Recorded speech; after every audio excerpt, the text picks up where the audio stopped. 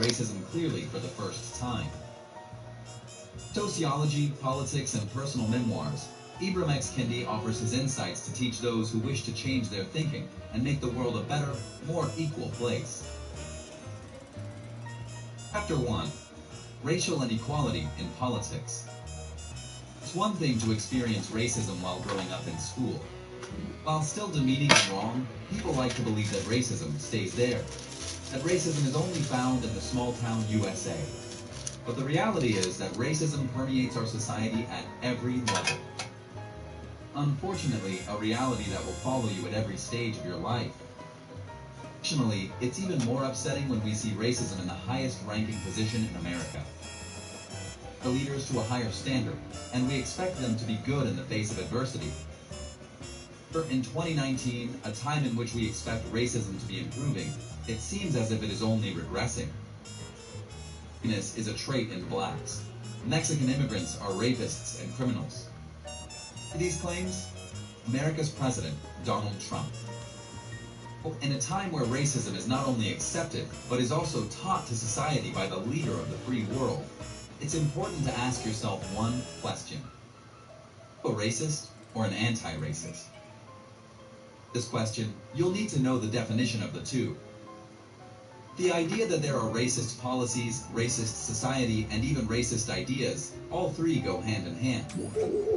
Foremost, a racist is someone who communicates racist ideas or supports racist policies. Support these either actively or by being apathetic, the latter being just as dangerous to society. What's a racist idea? A racist idea is one that considers one racial group to be superior or inferior based on cultural or biological differences. One such example of a racist idea is when Thomas Jefferson stated that African Americans were inferior to the whites in the endowments of both body and mind. The very concept of race didn't even exist until the 15th century, when Portugal began enslaving Africans and trading them for a profit. Portuguese proclaimed that Africans were both lazy and savage, and they needed to be saved, and the Portuguese were going to be the ones to save them. Thus, a racist policy was formed. A policy that would benefit only one group of people while simultaneously oppressing another. To be saved, right? So a racist idea is formed to justify their actions. Relate to today's policies? Typically, in a racist society, racist policies come first to benefit policymakers. The racist ideas come afterward to justify the racial inequality that becomes a result of the implemented policy. Portuguese introduced in the 15th century is still implemented and used as a model for today's 21st century. What is an anti-racist policy? Racist policy is one that promotes equality among all racial groups. A racist policy not only promotes equality, but it may also positively discriminate to achieve greater justice and fairness. This type of policy is not racist. It positively discriminates, which may sound like an oxymoron, but you're about to see why it's not. For example, there have been several policies introduced in the U.S. in the 1960s that have been labeled as racist. Action programs that favor African American job applicants are sometimes seen as unfair since they promote one racial group over another. However, programs like these promote racial equality to bring one race up to par with another, making the job market an equal opportunity among all races. Policies cannot, in fact, be racist. Know the difference between racist and anti-racist ideas and policies, it's up to you to decide which one you choose to become. 2. Inferior black culture. Remember when Christopher Columbus discovered America and found that Native Americans were living on the land? He believed he was superior and had the means to take over. He did. But even after infiltrating their territory and building colonies, the white people still felt the need to help the Native American culture. Are they going to do this? Assimilation. Native Americans were going to be taught the ways of the white culture, how to dress, talk, and be like the white people while abandoning their own culture and heritage. Is this giving Native Americans an equal opportunity? Or is this a subtle form of racism? In 1985, Eleanor Holmes Norton, a celebrated politician, stated that improving the lives of African Americans would need to go further than providing just goods and opportunities. Instead, Society needed to set about changing the ghetto culture, and that black people would need to be taught how to assimilate to white culture through learning to have a better work ethic and how to respect the value of education and their own families. Similar to Christopher Columbus setting out to help the Native Americans, Eleanor applied the same idea to help the African Americans. The idea of assimilation is rooted in racism found throughout society today. It basically states that other races have to change. If other races have to change, that implies that their race is lesser than, and that another race is the benchmark or standard for all races. Abolitionists, therefore, believe that certain racial groups are inferior and only serve to patronize the people who are being forced to change. Color are taught to believe that their way of life isn't acceptable, and that they are merely being taught the right way to behave, similar to what we teach our children. Wonder that people of color feel patronized? Donald Trump expressed that a wall should be built to separate the United States from Mexico. Does this idea make him an assimilationist? No. This makes him a segregationist. He believes that racial groups should be separated because people of color are seen as animals and therefore should be separated from a more civilized race. Experienced this segregation during the Jim Crow laws, which began around the 19th century and weren't abolished until the 1960s. Jim Crow laws as separate but equal. But there was little to no equality during that time. So how is it that an idea that was dismantled in the 20th century is coming back in the 21st century? Learn more about adopting an anti-racist mindset. As an anti-racist, it is important to support neither assimilationist nor segregationist ideas. The anti-racist supports policies that believe that no matter the differences, each race is equally unique, and there is no reason for any race to change or develop. Take an example from the 1980s to explain how people have supported anti-racist policies in the past. Faced with rising violent crime rates among African Americans, anti-racists pointed out that not only were crime rates rising, but the unemployment rate among young blacks was rising as well. Racists chose to focus on taking down the racist policies that put young African Americans at a higher probability of becoming unemployed, rather than focusing on the ghetto culture that many racists default to when creating new policies. 3. Political differences is a racist belief. Ibram X. Kendi introduces the notion that no race is biologically different or genetically superior or inferior to another. This means the idea that black people are naturally better at physical activity and better at jazz and hip-hop because of their biological differences or genetic makeup is a racist idea. Why? Ibram recalls being in school and noticing the differences in the children surrounding him. Black girl with cornrows, dark skin, and broad nose, to the straight-haired, thin-lipped white kids. He saw everyone as the same, and the only differences were rooted in something deeper and more meaningful. Haven't we all been in similar positions? Someone different than you, perhaps someone more athletic or more intelligent, and you attributed that difference to something more like biology or genetics. Oh, his dad is a doctor, so of course he's going to be good at science. This particular example isn't biological racism. People do the same when attributing biological differences to a person's race, and that is racism. And biological genetic differences with different meanings to assign meaning to everything around us. And while this is a human practice, it is detrimental to society. These ideas are rooted in people assigning biological differences to a specific race. For example, the stereotypical notion that black people are more athletic, or that black women have larger butts, are all forms of biological racism. And here's why. No genetic differences among races. For years, scientists have proven that every human being has 99.9% identical genetic makeup. Is your mind blown yet? Ibram goes deeper into explaining why some of these biological differences are more common in some races than others. You cannot inherit specific racial genes from your parents. You can inherit your ethnicity. Scientists discovered that people from ethnic groups found in a specific region of the world will share similar genetic characteristics. None of that can be attributed to race. When scientists compared different ethnic groups from Africa, they found that Western African ethnic groups shared more similarities with Western European ethnic groups than Eastern African ethnic groups. That race is an illusion and has no genetic basis. So how can you adopt an anti-racist mindset when it comes to biological differences? Understanding that race cannot be inherited, and that everyone's genetic makeup is nearly identical. A person's race cannot determine athletic ability, intelligence, or even biological features.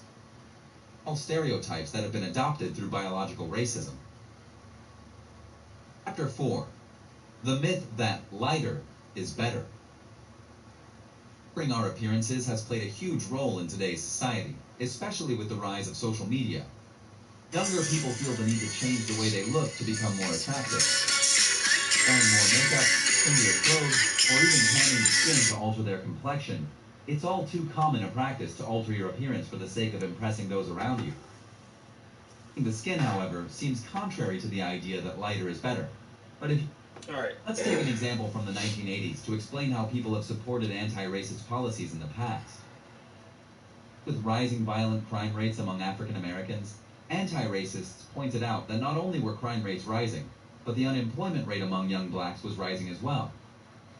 Racists chose to focus on taking down the racist policies that put young African Americans at a higher probability of becoming unemployed, rather than focusing on the ghetto culture that many racists default to when creating new policies. Biological differences is a racist belief. Kendi introduces the notion that no race is biologically different or genetically superior or inferior to another. Mean? The idea that black people are naturally better at physical activity and better at jazz and hip-hop because of their biological differences or genetic makeup is a racist idea. Here's why. Recalls being in school and noticing the differences in the children surrounding him. From the black girl with cornrows, dark skin, and broad nose, to the straight-haired, thin-lipped white kids, he saw everyone as the same, and the only differences were rooted in something deeper and more meaningful. In fact, haven't we all been in similar positions? Noticed someone different than you, perhaps someone more athletic or more intelligent, and you attributed that difference to something more like biology or genetics. Oh, his dad is a doctor, so of course he's going to be good at science. While this particular example isn't biological racism, people do the same when attributing biological differences to a person's race, and that is racism. Assign biological genetic differences with different meanings to assign meaning to everything around us. And while this is a human practice, it is detrimental to society. Racist ideas are rooted in people assigning biological differences to a specific race. Well, the stereotypical notion that black people are more athletic, or that black women have larger butts, are all forms of biological racism, and here's why. There are no genetic differences among races. For 20 years, scientists have proven that every human being has 99.9% identical genetic makeup. Is your mind blown yet? In fact, Ibram goes deeper into explaining why some of these biological differences are more common in some races than others. You cannot inherit specific racial genes from your parents. You can inherit your ethnicity. Scientists discovered that people from ethnic groups found in a specific region of the world will share similar genetic characteristics.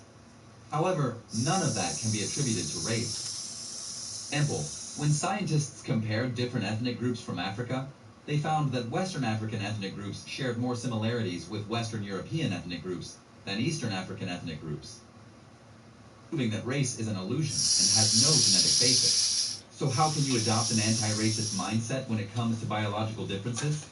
By simply understanding that race cannot be inherited, and that everyone's genetic makeup is nearly identical. Therefore, a person's race cannot determine athletic ability, intelligence, or even biological features. These are all stereotypes that have been adopted through biological racism. 4. That lighter is better. Altering our appearances has played a huge role in today's society, especially with the rise of social media. People feel the need to change the way they look to become more attractive. Whether it's wearing more makeup, trendier clothes, or even tanning the skin to alter their complexion, it's all too common a practice to alter your appearance for the sake of impressing those around you. Tanning the skin, however, seems contrary to the idea that lighter is better. But if you dig deep, you'll see that as a whole, society values lighter skin to darker skin. Adam recalls a time in college when he wore honey-colored contacts to make his eyes a lighter shade than his natural brown-colored eyes. How did he do this? He would have told you that he was just altering his appearance to become more attractive to his peers. As an anti-racist, Ibram questions the decisions of his younger self and also questions why lighter is better. He realizes now that what he experienced in college was a form of colorism. Colorism is the collection of racist ideas that force people to believe that dark skin and light skin should be viewed differently, and that light skin should be viewed as the superior color. Fortunately, this practice of colorism has resulted in darker-skinned people of color becoming historically discriminated against, while lighter-skinned people of color have become vastly more privileged. There is a myriad of evidence to support how darker black people have been discriminated against, including studies showing how white voters favor black politicians with a lighter skin color over those with a darker complexion.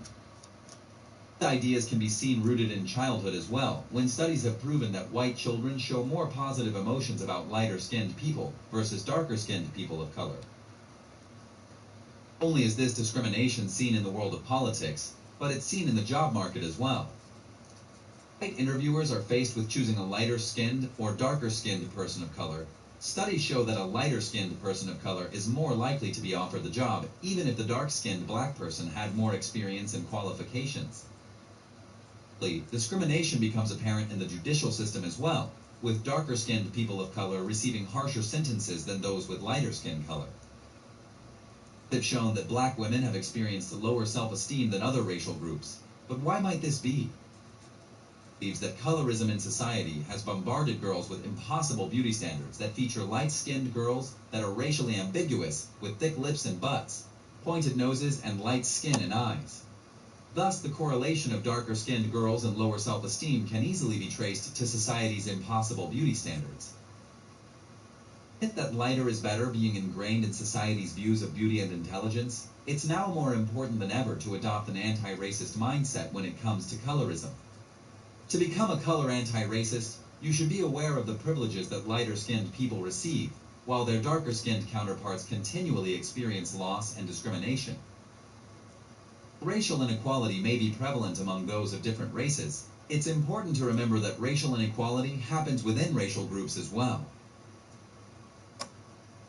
5. Racism against white people. December of 2000, Ibram Kendi found himself thinking the worst. He found himself falling into the trap that many African Americans fall into, and that is that Ibram began to despise white people. What led to this rage that he felt inside? The rage that can be attributed to an election in which George W. Bush won over his opponent, Al Gore. What was so important about this election? Well, the African American community experienced immense racism when it came to voting. Hundreds of thousands of African Americans would be unable to cast a ballot, enough votes to have the power to change the outcome of the election. Some examples of this racism include African Americans having never received their registration cards, even after registering to vote. Alone, African Americans had their ballot papers rejected 10 times more than their white counterparts. Full of extreme racism that prevented Gore from taking over the White House. As mentioned previously, it caused Ibram to despise white people. To dig deeper into his newfound white racism, Ibram picked up a book about the teachings of the Nation of Islam, an African American movement that once had civil rights activist Malcolm X as one of its followers. To the Nation of Islam, white people are a race of pale-skinned devils created by an evil African scientist thousands of years ago. Pale-skinned devils resulted in the relocation of the white savages to Europe, where they lived as cavemen until eventually taking over the world. The idea only fueled Ibram's racism, and he began to hate all the white people who had ever wronged him and other black people like him, including the white officials who stole the presidential election from people of color. Now, Ibram Kendi has adopted an anti-racist mindset and believes the idea of the Nation of Islam is inherently racist. To Ibram, the ideas of the Nation of Islam present an idea that people typically refuse to believe. Them can also be directed by black people towards white people. Additionally, Ibram believes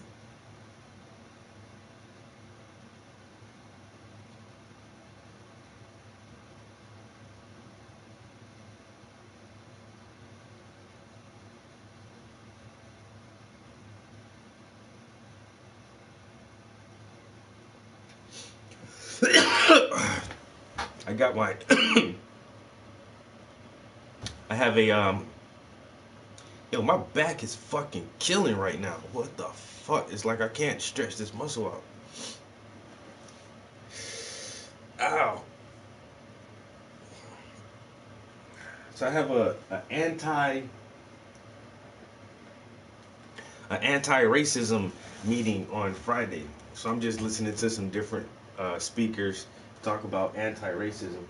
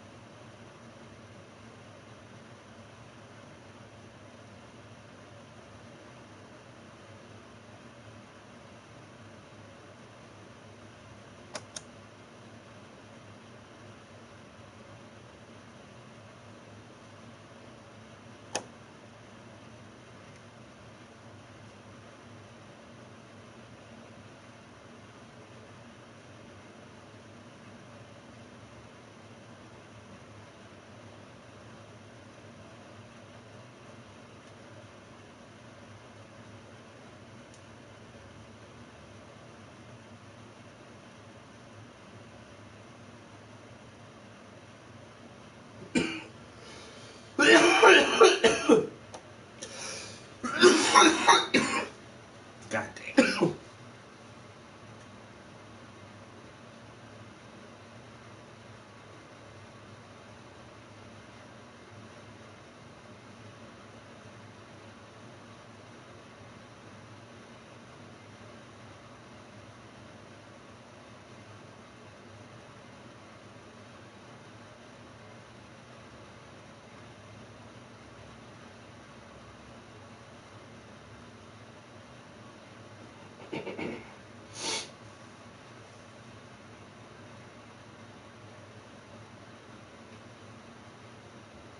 Associated and assimilate with other people's accomplishments. So we want to be associated with other people who've done well, and we are ashamed of where we have come from and what we've been able to achieve.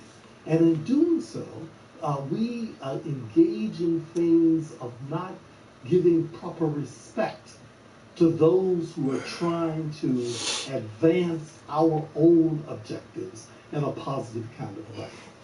The fact that we do not give the kind of intellectual appreciation for what we represent as a community of people, that somehow we don't even, my work as a psychologist, but people still, after nearly 40 years, they say, what makes you think you can tell us about us? You know, Oh man.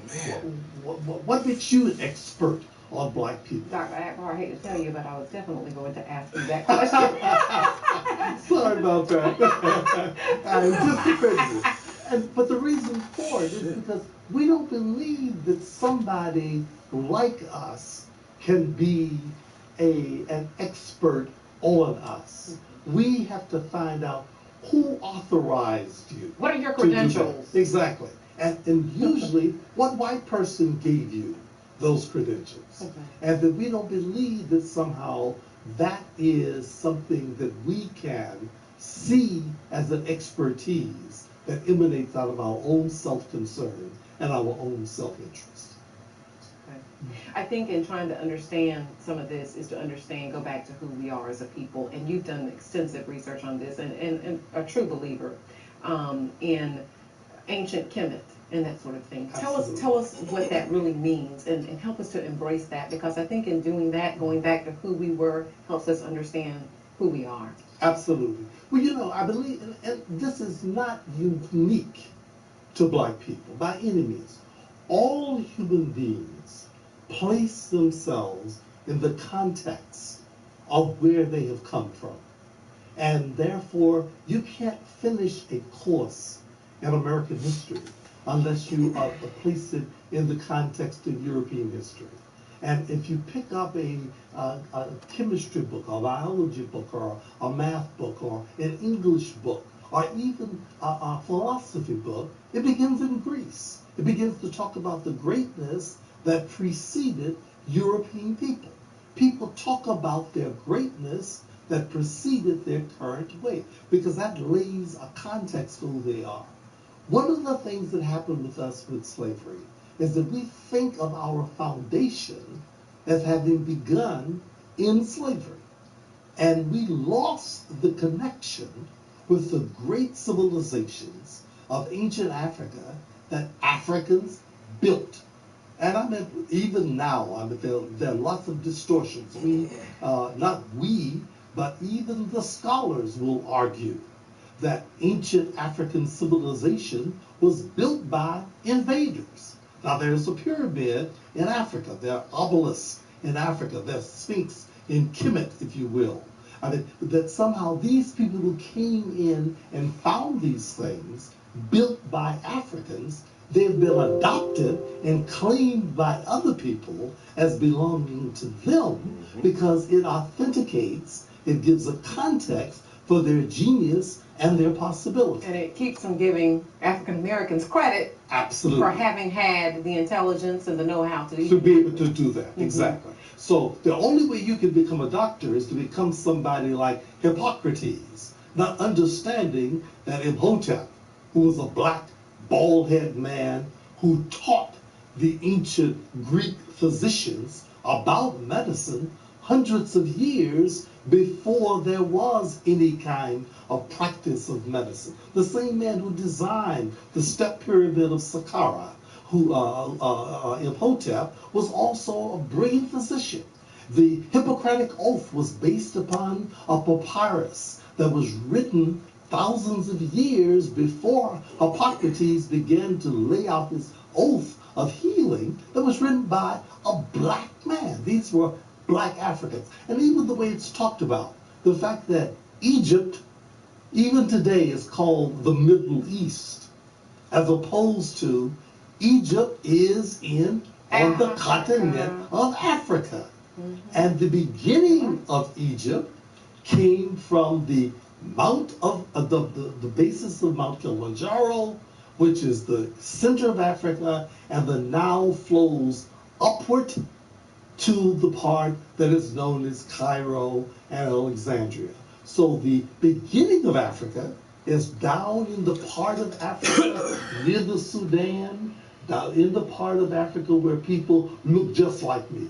But by not knowing that, by not understanding that, and again, I like to emphasize, because people say, oh, you're just kind of distorting this so you can make yourself better than anyone. It's not about that. It's about understanding that we represent a continuity of greatness. And once you do that, then our young girls and boys can understand they can achieve today as we once achieved before. How do we get people I just to watched a see crazy that? ass video just How do now. we get them to that point where they see themselves Oh my God. as greatness, and then their lives reflect that? Well, one of the critical things is that we can't leave it to chance. I mean, in every culture, in every civilization, people require that as a part of their basic education. They begin to have coloring books of ancient Greeks for European children early on. They begin to talk about the great monuments that came out of that civilization. Like We the water. must take control of the early education of our young black children early on so that they begin to take that for granted. But you see, as long as we are looking to someone else as the standard of excellence, as long as we are looking to other people's accomplishments, we look at Paris. We want to be able to parlez-vous en français. We want to look at England. We want to look at other civilizations rather than looking at these things came from us. So the problem is that it's extremely difficult to correct the problem if you don't understand the source of the problem. Now, Naim Akbar Oh my even God. did this. Carter G. Woodson, back in the 1930s, talked about the miseducation of the Negro. He talked about the fact that our education did not give us the kind of sense of who we were to permit us to do what was necessary for us to take control of our lives the way that other people take control of their lives. And he says if you control a man's thinking, you can control his actions. You don't have to tell him to go to the back door, he'll go to the back door. And you begin to operate as a given of your inferiority if you don't understand the source of that. And so even now, and one of the paradoxes of my work is that somehow many of the ideas that I have tried to do in my work would not have been listened to if I had not come with a PhD from the University of Michigan. There are many black educators.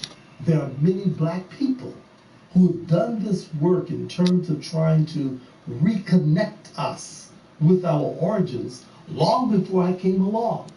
But people began to kind of listen to me only because I've been authorized and authenticated by someone other than ourselves. So it's a multi-generational process. So everything from rites of passage programs, educational programs, we have to do books, we have to write, we have to do research, we have to do movies, we have to do Avatar, I mean, all the media kinds of things. We have to somehow recreate our mythology.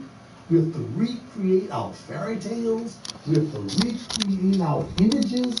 We have to our symbols so that we can represent us at our best. How can we do that when you can name on one hand the big celebrities, black celebrities, be it black female or black male? How can we do that when we don't have a stake in Hollywood? Which controls the movies in a lot of this? How can we do that when we don't own enough publishing companies to publish the books and the studies and that sort of thing? How can we do that individually to make the contribution to get us to where you're saying we need to be as a people? Well, there's so many of those things that are there that because it's a vicious circle in many ways, because those things are there that we have not taken advantage of, that because of the fact that we don't understand their value. So, for example, the one black television station we have, rather than being one that celebrated us in terms of our brilliance, the only thing that it celebrated us was our capacity to sing, dance, and play the harmonica. So we see ourselves. And then that's the thing that I said about BET. Like, BET was good when it first came out, but then it just slowly just. Because when I was younger, watching black entertainment television, yo, they had this show called Teen Summit. And it was like I was like a preteen or early teen, like 12 or 13, watching that shit. Then I was like, yo, there's a show for black kids to go on and talk about like issues and shit. Like, I wanted to go on Teen Summit. Like, I want to go on that show and talk about some stuff. And like it was I don't know, it seemed like it was more educational. And but then like over the years, like BET just, especially once they got bought out, it's like fuck that station now. Like, we don't got no real, like, no black station that help, like, educate us, yo.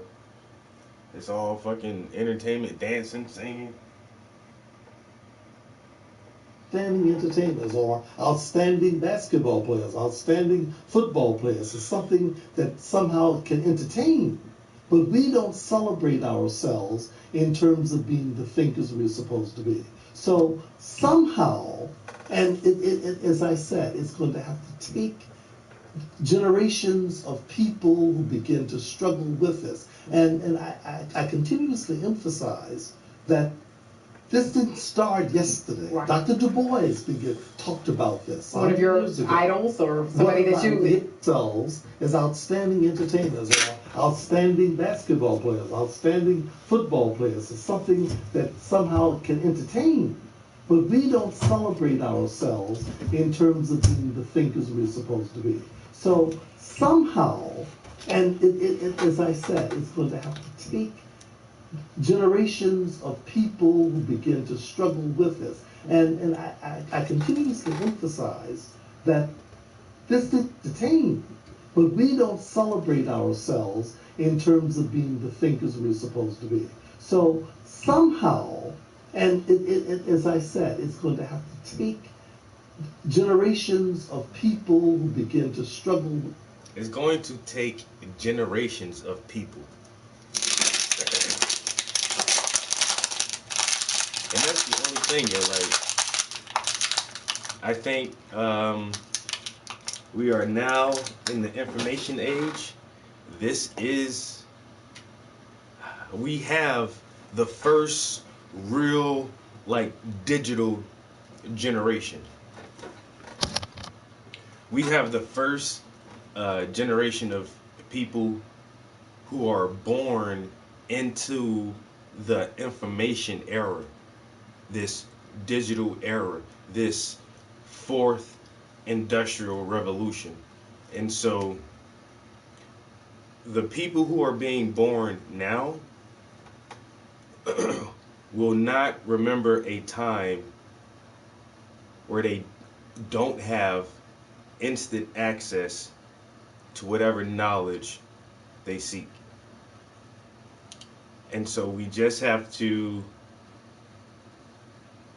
constantly train our children to seek this proper knowledge and seek a proper understanding of self, seek a proper understanding of what is important, what are our issues and problems, and what must we learn and understand in order to correct and fix our issues and problems.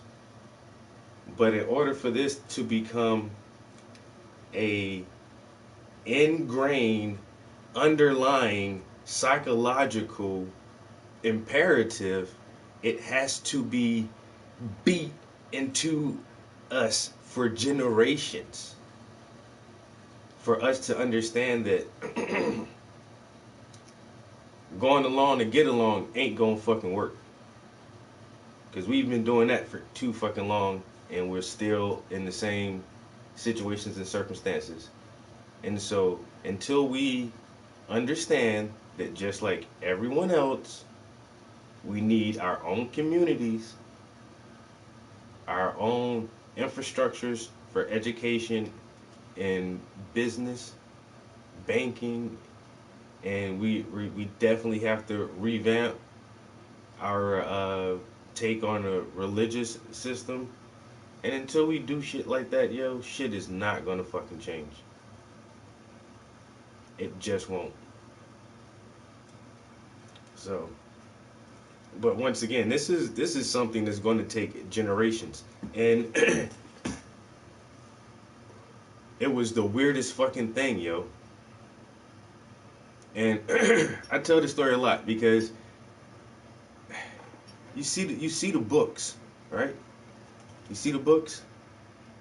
I enjoy reading. I just do. I just enjoy it. I enjoy to read, right? And I get this from my family. I have people in my family who enjoy to read. And they told me, like, reading is cool. But the material that they gave me to read was just like. And so, my uncles would buy me comic books. One of my aunts would buy me, like, all the classic literature. Um, Oliver Twist and The Great Gatsby and all those novels, Animal Farm and all that shit, uh, of Mice and Men. And my grandmother, she just read the Bible all the time and said, "Read the Bible." And so there was books all around me all the time growing up, and I read a lot, and I enjoyed it. You know what I'm saying? And I enjoy reading the comic books and the classic novels and even the Bible to an extent, because I think the Bible is cool. I don't believe the Bible, but it's a cool ass story. But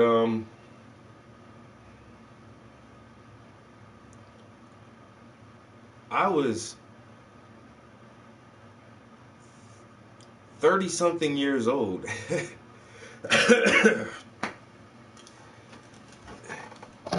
Yeah, I was in my 30s before I read Malcolm X.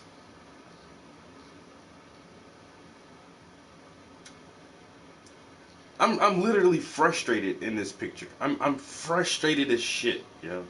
I'm I'm I'm aggravated a little bit, but definitely frustrated. You can see the tension in my eyes. After I read the autobiography of Malcolm X, I talked to a couple of my relatives, like my mom, one of my uncles, and one of my aunts. I'm like,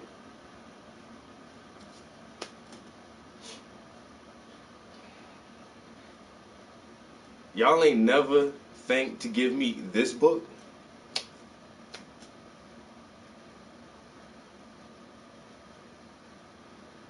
No, no, no, honestly.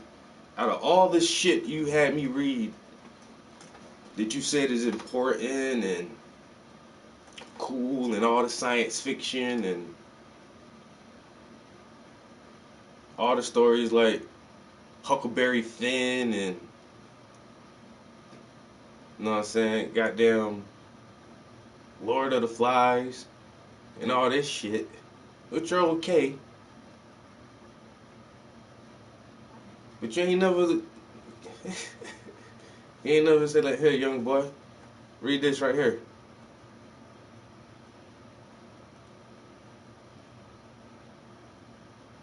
And then I read Huey P. Newton. Then I read Dr. King's book. Then I read Chancellor Williams. Then I started reading Francis Cress Welsing. And then I started reading all this other shit. And it's like, this is the meat and potatoes of what we should instill in our culture. But you have me reading like all this frivolous, superficial shit as a child. So like the dude said, like, and all of them had like the basically the same response. They was like, well, you know, my uncle was like, I wasn't up on that shit, man. You know what I'm saying? That was, you know, the Black Panther Party was a little bit after my time and this and that, and so, so, so what?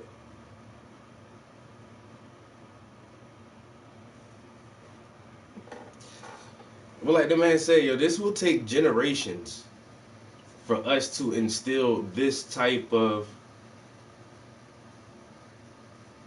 to reshape the culture that we have from a singing and dancing culture to a more studious and productive culture, because that's what we basically are known for and good at right now, and that's cool, you know, because I don't give a fuck what country you go to on any continent. Like where I don't give a fuck where you go in this world. Somebody is rapping. You gonna find a rapper somewhere. You know, that's due to the ingenious creativity of the African culture. is we have produced this type of music that just has engulfed the fucking world, yo. Our style, our fashion, our swag, our dance, our slang, like a lot of that shit just the world loves that shit. But we got that shit down pat. Let's do some more other shit, yo. And once again, like we've been on this shit for generations. So in order to have this paradigm shift,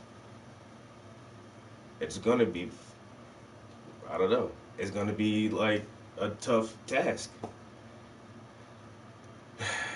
Our children are our biggest assets. You know what I'm saying? We have to instill them with a inquisitive mind so that they never stop questioning and always exploring and researching and trying to learn some new shit in order to help us resolve our issues and our standing in society and in the world in general, and to help elevate ourselves, you know, as an ethnic group. We need to elevate ourselves because ain't nobody else ever. You can vote for whoever the fuck you want to vote for. Whatever.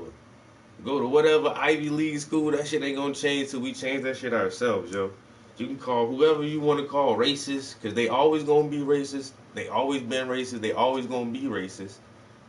And that shit ain't gonna change neither.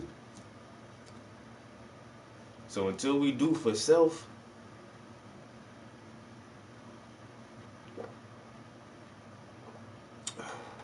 y'all, motherfuckers just blowing hot air.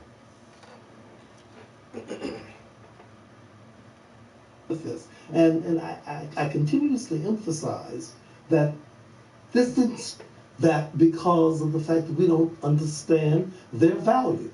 So, for example, the one black television station we have, rather than being one that celebrated us in terms of our brilliance, the only thing that it celebrated us was our capacity to sing, dance, and play the harmonica. So we see ourselves as outstanding entertainers or outstanding basketball players, outstanding football players, or something that somehow can entertain. But we don't celebrate ourselves in terms of being the thinkers we're supposed to be. So somehow, and as I said, it's going to have to take generations of people who begin to struggle with this. And I continuously emphasize that this didn't start yesterday. Right. Dr. Du Bois talked about this. One of your idols or somebody that you are inspired by? One of my role models. As I said, Carter G. Woodson. I mean, people have talked about this for many, many generations and have encouraged us to try to rebuild our concept of who we are, because that information has to begin to be passed along so that we can come up with someone who will own a television station, or who will own a movie studio, who will own a publishing company, and will give it the marketing backing that will some role models. As I said, Carter G. Woodson. I mean, people have talked about this for many, many generations and have encouraged us to try to rebuild our concept of who we are, because that information has to begin to be passed along so that we can come up with someone who will own a television station. See, he says so that we can come up with someone who will own a television station that will do what it needs to do. And I've said this before, yo. Like, all right, I want to say, because I said the exact same thing this dude just said, yo. Out this for many, many generations and have encouraged us to try to rebuild our concept of who we are, because that information has to begin to be passed along so that we can come up with someone who will own a television station, or who will. The thing is, we haven't been able to do this since the 60s with Dr. King and Malcolm X. You look at these dudes, yo. Right now, I'm older than both of them. When they died, they were in their 30s. I think Dr. King was like 35 years old. Malcolm X was about the same, 37 or 38 years old. Neither one of them was 40. And they were able to, like I say, make a psychological paradigm shift in a large segment of the population of the Africans in America. That shit was fucking scary. The mind has been locked for so long. The mind was locked away in this Willie Lynch goddamn Stockholm syndrome complex. The mind was locked away. These motherfuckers started. I mean, well, it didn't start with them because Dr. Malcolm X's father was a Garveyite, and so, but it took, Du Bois and Garvey and everybody else to chip away and chip away and chip away at this construct of the mind. And like, it was to a point where the radio and the television helped spread this shit more and more. And it was a tipping point. And the establishment realized that they were losing mental control over the African population in this country. And that's what really caused both of those men to be assassinated. And now, since then, the implementation of crack, the war on drugs, pop, all this other shit came right after the 60s. You know what I'm saying? Y'all can vote, but then right after that, shit just slid all the way down into the 80s and the 90s. And then right around like 2000s, for some reason, shit just seemed like it started going back because you got Obama in there and all this shit. And shit seemed like it was changing. Shit's still the fucking same, yo. But the thing is, with our culture, for the past 3-4 generations since Malcolm X and Dr. King,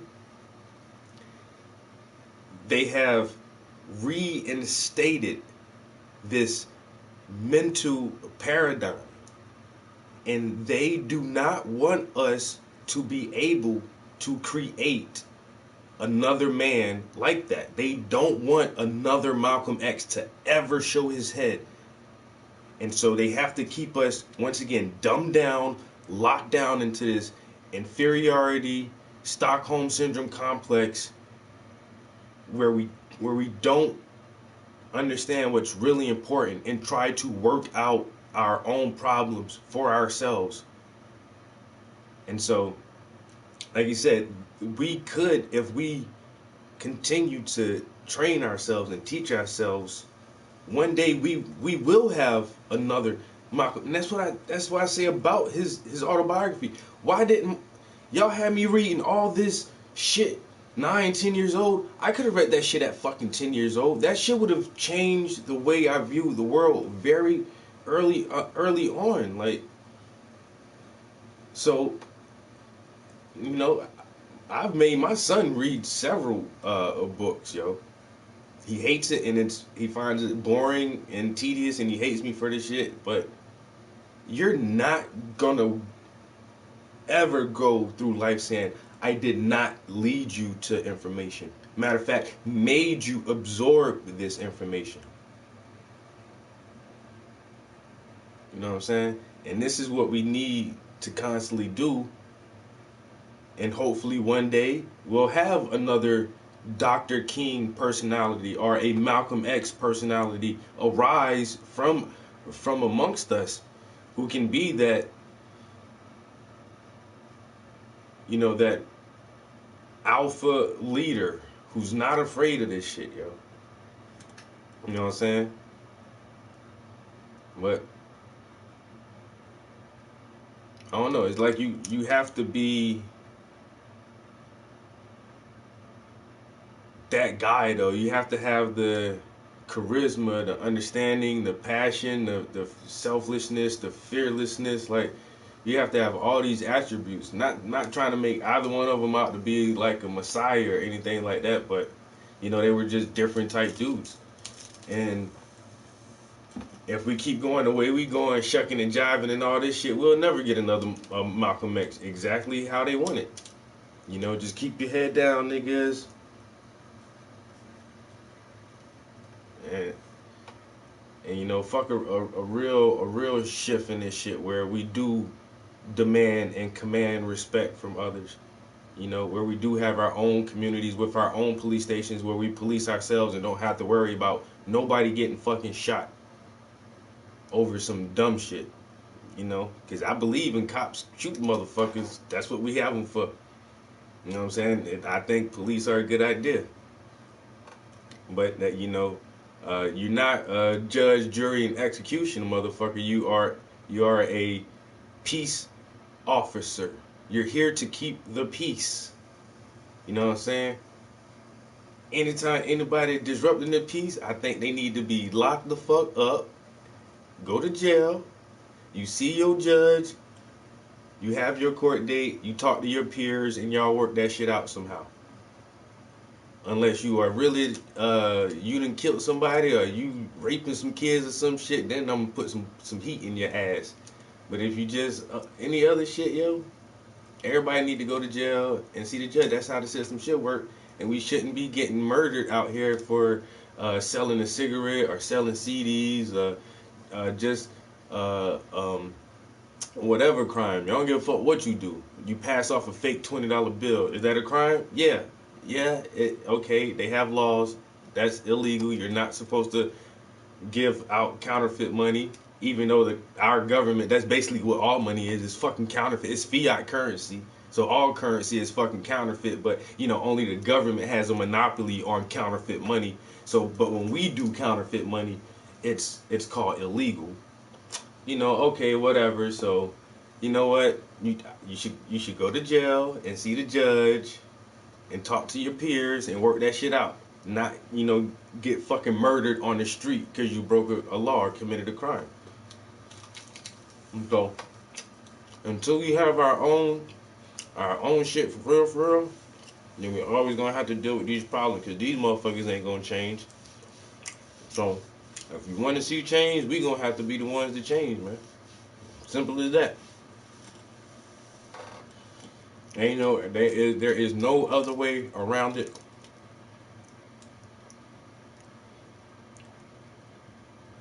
I say, man, we've been marching and preaching and praying and sitting in and coalition forces and for too long, man.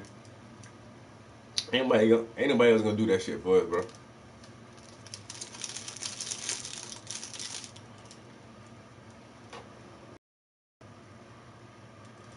Own a movie studio, who will own a publishing company, and will give it the marketing backing that will somehow be able to celebrate us at our best. Okay, in just a moment, we're going to talk a little bit about how a man can be a better man and father, and we'll also talk about relationships between the man and the woman and how you see that faring these days. But for right now, I kind of want to zoom in and focus a little bit more on Na'im Akbar. Okay. That was not your given name. So No. let's start with who you are. Okay, sure. I started out as Luther Weems Jr. I was the only. That's a long way from Na'im Akbar. I was the only son of a mother and a father. Born. I'm not far from Pensacola, as a matter of fact. I was born right there in Tallahassee. My father's from Alabama. My mother's the third generation Tallahassean. But the thing of it is that I grew up in a segregated black community in Tallahassee, Florida. I went to FAMU, Florida A&M universities, laboratory school and spent the first 12 years of my life in that kind of setting. Was raised in the CME church in the black community, just like so many other people for so many generations up until the time when I went off to graduate school. But the exciting thing for me, the good thing, is that my higher education began at the time of the so-called civil rights movement and black power movement. And with that, there was an upsurge of consciousness all around me. Not only in the university setting, but everywhere. There were poets and there were movies, and there was all the kinds of things that we were just talking about. We don't have enough of now. There were a lot of those things going on around us. There were speeches. There was a Malcolm X, and therefore there were novels about the autobiography of Malcolm X that led me to the studies of where he got his information from that came from the Nation of Islam. And I became, after a while, I said, okay, well, there's some limitations in what I understand about myself. And I began to find out that the same way he went from Malcolm Little to Malcolm X to El Hajj Malik Shabazz, that I went from being Luther Weems to Luther X to Naim Akbar. And all of this was done in this process of trying to rediscover who it was that I was supposed to be before the distortions of the oppression that we had experienced with that. And that's the way that I grew, and that was the kind of the transition. But I can't. It wasn't anything. It wasn't a moment of revelation for me. It was a part of what was taking place during the 60s and the 70s in this country. And there were so many people who were raising these same kinds of issues. It began with the simple problem, the simple confrontations with the status quo. From the Rosa Parks and the Martin Luther King, who says, wait a minute, we shouldn't have to sit in the back of the bus. We shouldn't have to go to some. We shouldn't have to pass up this lunch counter. We're as good as anyone else, and that began to light a flame under the thinking of a whole generation of people who began to write poetry, began to do research, began to do history, and began to somehow bring into being people like the Nation of Islam, people like, and bring to the forefront people like Marcus Garvey and all these other people who did this. And so my exposure to those things opened the door for me being able to do a kind of mental correction, if you will, to the miseducation that I had gone through. Like you said, just reading Malcolm X, he tells you about the authors that he read. So from Malcolm X, I learned about Frantz Fanon, a black French psychologist. I wouldn't have known about Frantz Fanon if I never read Malcolm X. When I read Dr. Frances Cress Welsing, she said she got some of her ideas from Neely Fuller Jr. I would have never known about Neely Fuller Jr. if I never read Dr. Frances Cress Welsing. And so this information leads you to other information.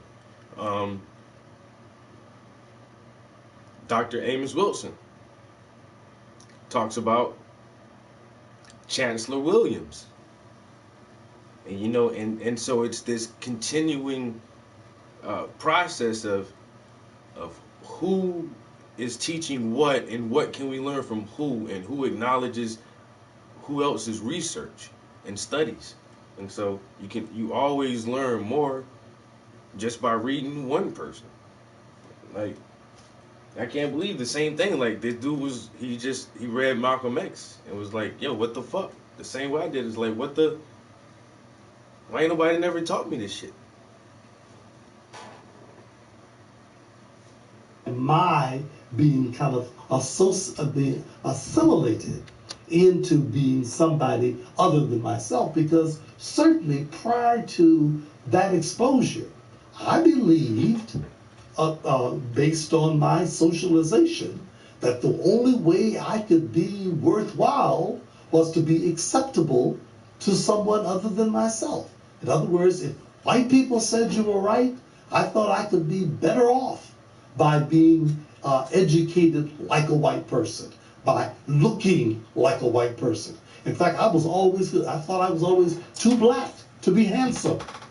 I always thought that nobody black could be intelligent and creative. But again, the creativity that came out of that particular era began to convert that kind of thinking.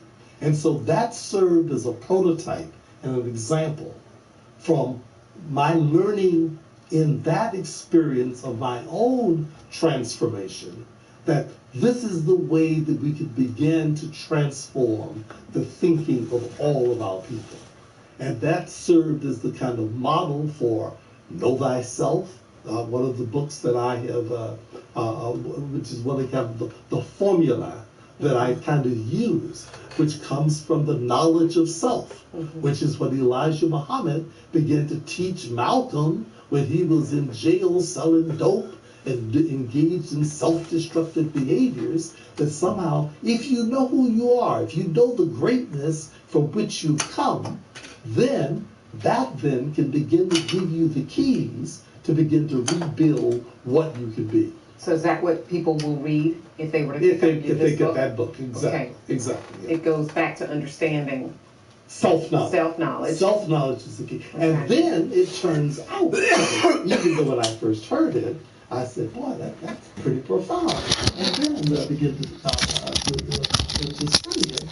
I found out that the ancient temples of Kemet had written across the portals, man, know thyself. It was not originated from Plato. It was originated from the African scholars thousands of years ago that said the foundation of human knowledge and competence was in knowing who you were. And so you found that out after you wrote this? After I wrote that. Began to realize that, hey, I'm onto something. Exactly. Well, actually, I found that out.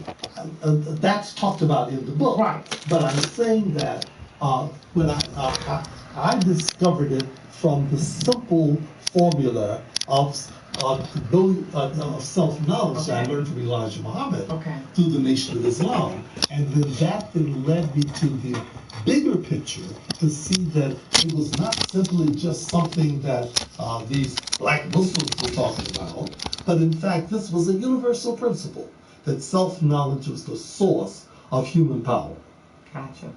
The Aware Show, talking with Dr. Naeem Akbar, who's known to many people as one of the greatest thinkers of our time, a clinical psychologist, and just has an array of accomplishments and awards and things. And we have the pleasure of having him on our show today to talk to us a little bit about consciousness of oneself. I think to some degree is a bigger picture here for the Aware Show and having you on.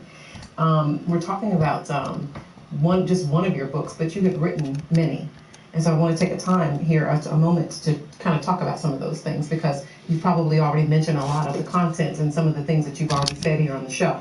This one, Breaking the Chains of Psychological Slavery, certainly some of the things that we've talked about so far, but maybe you want to zoom in and focus on what someone would see in picking up this book and what they would read. Yeah, let me also mention about all of those books, is that I wanted to make them readable. I did not want, as a psychologist, I didn't want to talk to other psychologists in some deep theoretical terms about new theories of human behavior. I believe that if I were going to be a psychologist that spoke to the needs of our community, those books had to be readable with a language and in a size and a volume that wouldn't be intimidating. You see. So every one of the books I've written, except maybe the last one that is a kind of a summary of my writings, were all done to be less than 100 pages in a language that if you have an 8th grade education, You can read the book and begin to understand who you are. Now, as a result of that, interestingly enough, going back to my one of the early points we made, it's not considered scholarly enough to somehow be used in a lot of university settings. I gotcha. But you go to any prison in this country where there are people who need it the most, they have read Breaking the Chains of Psychological Slavery. They've read Know Thyself, because that's where when they get captured into that situation, they pick up these little books and suddenly it makes sense to them. This is something that begins to speak to who they are. Now, the Breaking the Chains book, that's the fundamental. If I were going to say, what is the foundation of the major source of our craziness, quote unquote, it would be based upon this idea that we still carry on our minds captive chains that came off the plantation. Mm-hmm. We still don't like ourselves. Mm-hmm. We don't like our communities. We don't see our own capabilities. We don't. And it sounds so old and played out because we were slaves. Well, you're free now, motherfuckers. You got goddamn Shaq and Obama, Lil Wayne, Jay-Z and Beyonce. What else the fuck do y'all want, niggas? But we were slaves. Y'all treated us bad when we were slaves. Y'all ain't slaves no more, man. So what you griping about, man? And see, that's the part that we can't understand. Like, okay, so why are we still griping about slavery? Because it was more than a physical bondage. And then after slavery, we had, another 100 years of Jim Crow semi-slavery, and this negative connotational stereotype is still perpetuated on the black community, as we're always considered to be the most criminal, the laziest, the whatever. And they have consistently kept up this view of us and made sure that we see ourselves this way, as unteachable and ugly, and just the lowest of the low. And so this psychological reinforcement that has stayed in place since slavery is like this remnant, this leftover part of it, that once again they're not ever going to lift that mental aspect away. So we will have to educate ourselves away from it. And until we are able to do that, we're always going to gripe about how they used to treat us and how they still treat us. And when I walk in the store and they look at me this way, like I'm about to steal something. Well, you know what? If we build our own communities and have our own fucking stores, this owned and operated and employed by all black people, when you walk in there, you probably gonna see your cousin and your neighbor's neighbor next door, and ain't nobody gonna look at you like you about to steal something. And that's the whole thing, And so it's a different type of education that we need now. And until we start to educate ourselves differently, we're always gonna gripe about how they treat us, because we're still locked behind this. It's still this mental barrier. It's very, very prevalent. It has gone nowhere. Most people of African descent don't understand why we think the way we do, why we still subconsciously colorize even amongst ourselves.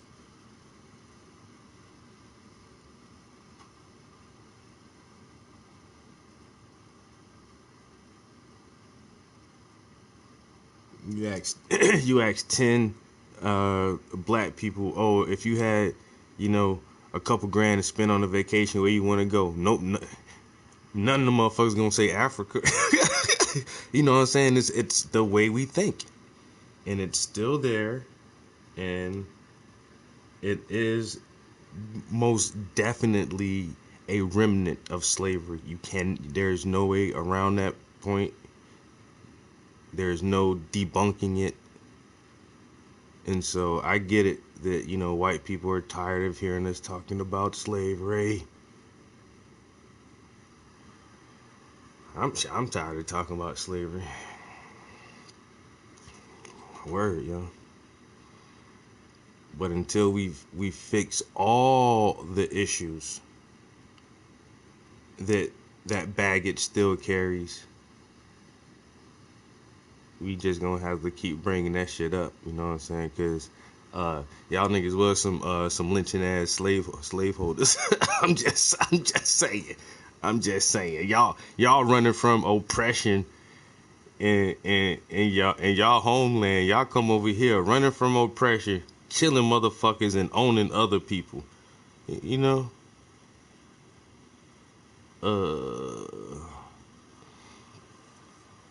Okay. Anyway. Look for ourselves. We tear each other down. We like to divide and conquer. Our groups somehow spend all of our times trying not to be ourselves.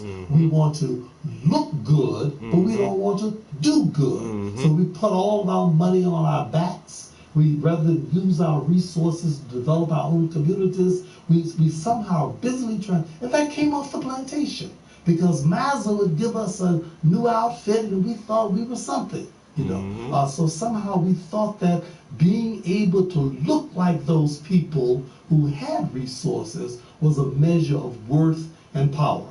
That comes off the plantation. The fact that we still do not work to advance ourselves and our communities the way that other people advance their own communities. The fact that even it's such the fact that we still put people to look like those people who on the plantation, the slaves worked their ass to death, literally, for Massa. You know what I'm saying? For his prosperity and his growth and his economic future. And we still do that shit today. We bust our ass to get that Gucci and Nike and whatever, yo.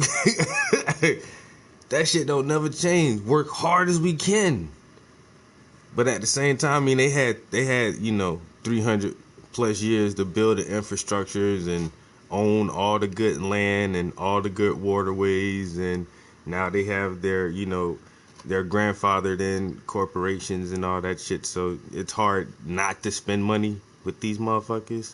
But you can if you really don't want to, you can do that shit. You know? And that's the thing. We have to make it easier for us to not have to spend money with nobody else. Just make our own shit. And that's not a bad thing. It's not. And that's what we need to realize is like everybody has their own shit except for us for some reason. DualShock is very low. Oh man, my stream gonna stop if I don't charge that bitch. Resources was a measure of worth and power.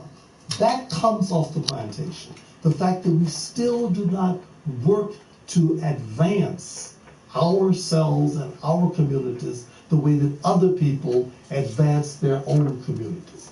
The fact that even the fact that we still put much more worth and attention, as I mentioned earlier, in our capacity to entertain people than we do to inform people. We have much more respect for black entertainers and black athletes than we have for black thinkers. And I'm just always just so flattered when you say that Ma'am Akbar is one of the great thinkers of our time. You're probably one of the few people who says that. Essence Magazine said that. Essence, because Susan Taylor, and there were bright and brilliant people there who were able to, you know, understand that that was our real kind of objective. But so many other people never considered thinking as being something worthwhile. However, every other civilization gives so much greater worth to those people who lay out ideas, do discoveries, do technological development, who do education, and who do things to advance the culture. You know, that's who their heroes are. I say that you are a great thinker in that after reading some of your information and your background and looking at some of the excerpts and things like that that I looked at and studying you before you were a guest here on the show, you provoked me into thought. Good. That is what made me think that he is a great thinker.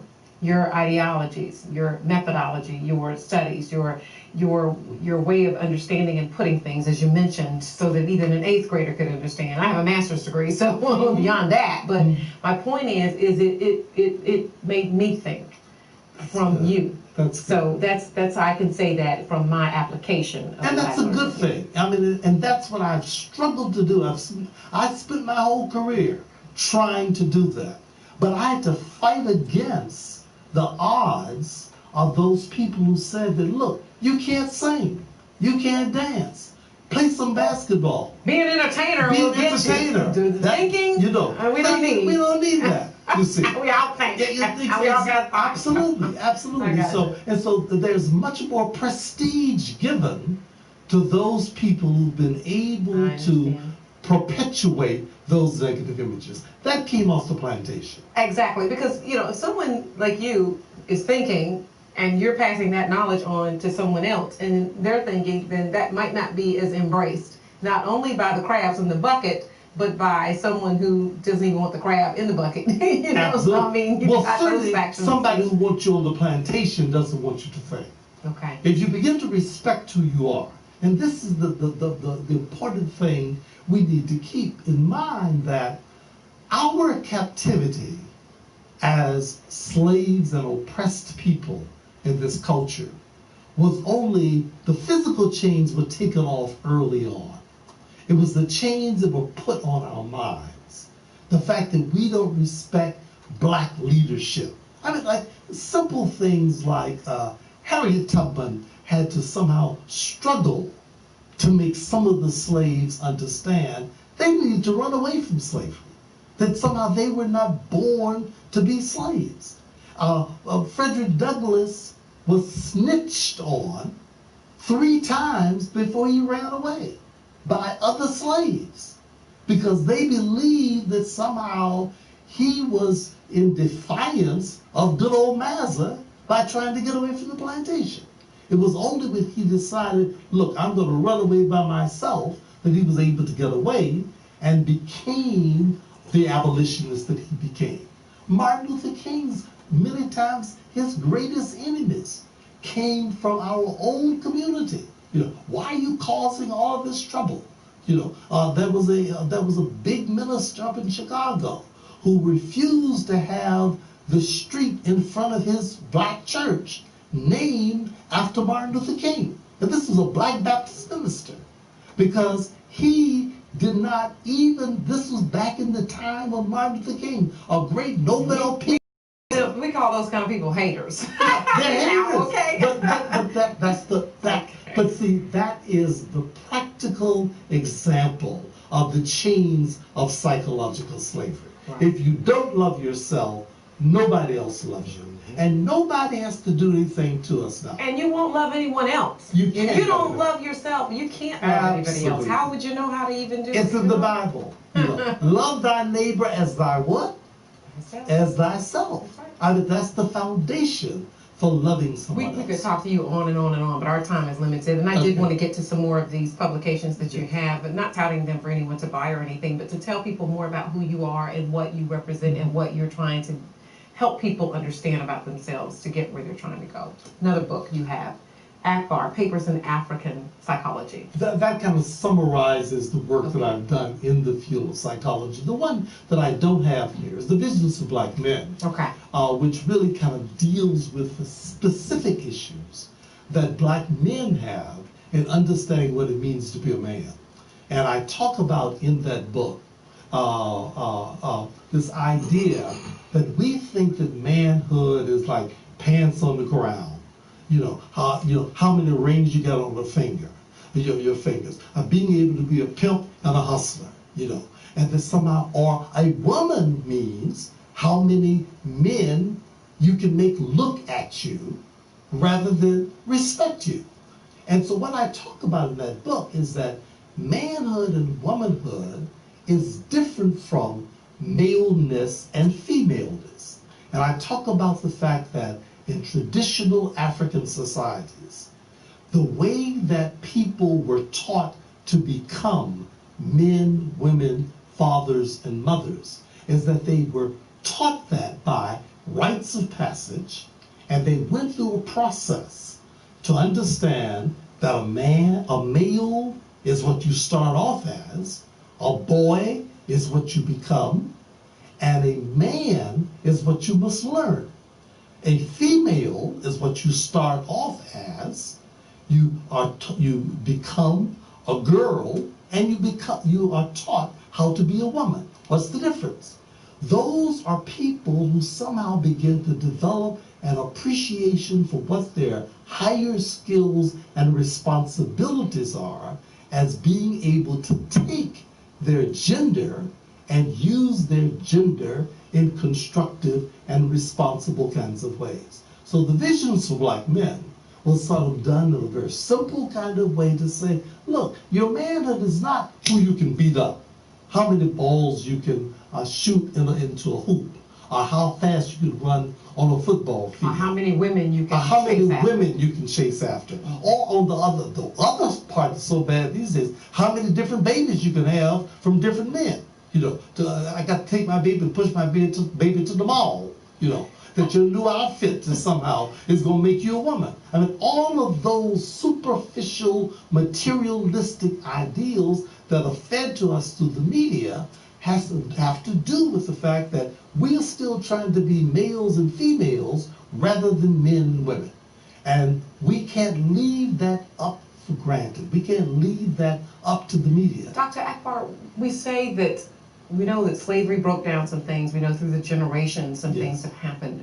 How did we get where we are then? We don't have, I think, we're missing sometimes the generation gap, and it's not getting any better. It's not filling in any better, that we don't have the grandmothers anymore to help the young ladies get to where they need to be. We don't have someone to reach up and help pull them up by the bootstraps anymore. What's going on? I mean, is that it? I mean, what are you finding? We're almost going backwards in many ways, and it's frightening. It's very, very frightening that somehow not only do we have the things that came from Africa, we only have the things that we established to survive here in America, because we are busily kind of living in that era. So reality television. So Flavor Flav has become like an image of black male accomplishment.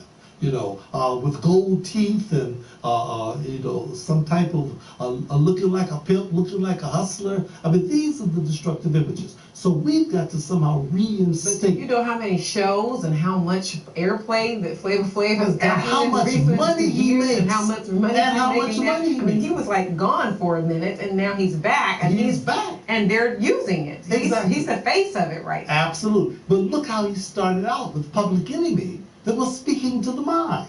That was speaking to, again, there's that era I was talking about, where how the whole hip-hop movement began by speaking to the intelligence, speaking to the mind, and using the media of hip-hop as a means of transforming the consciousness.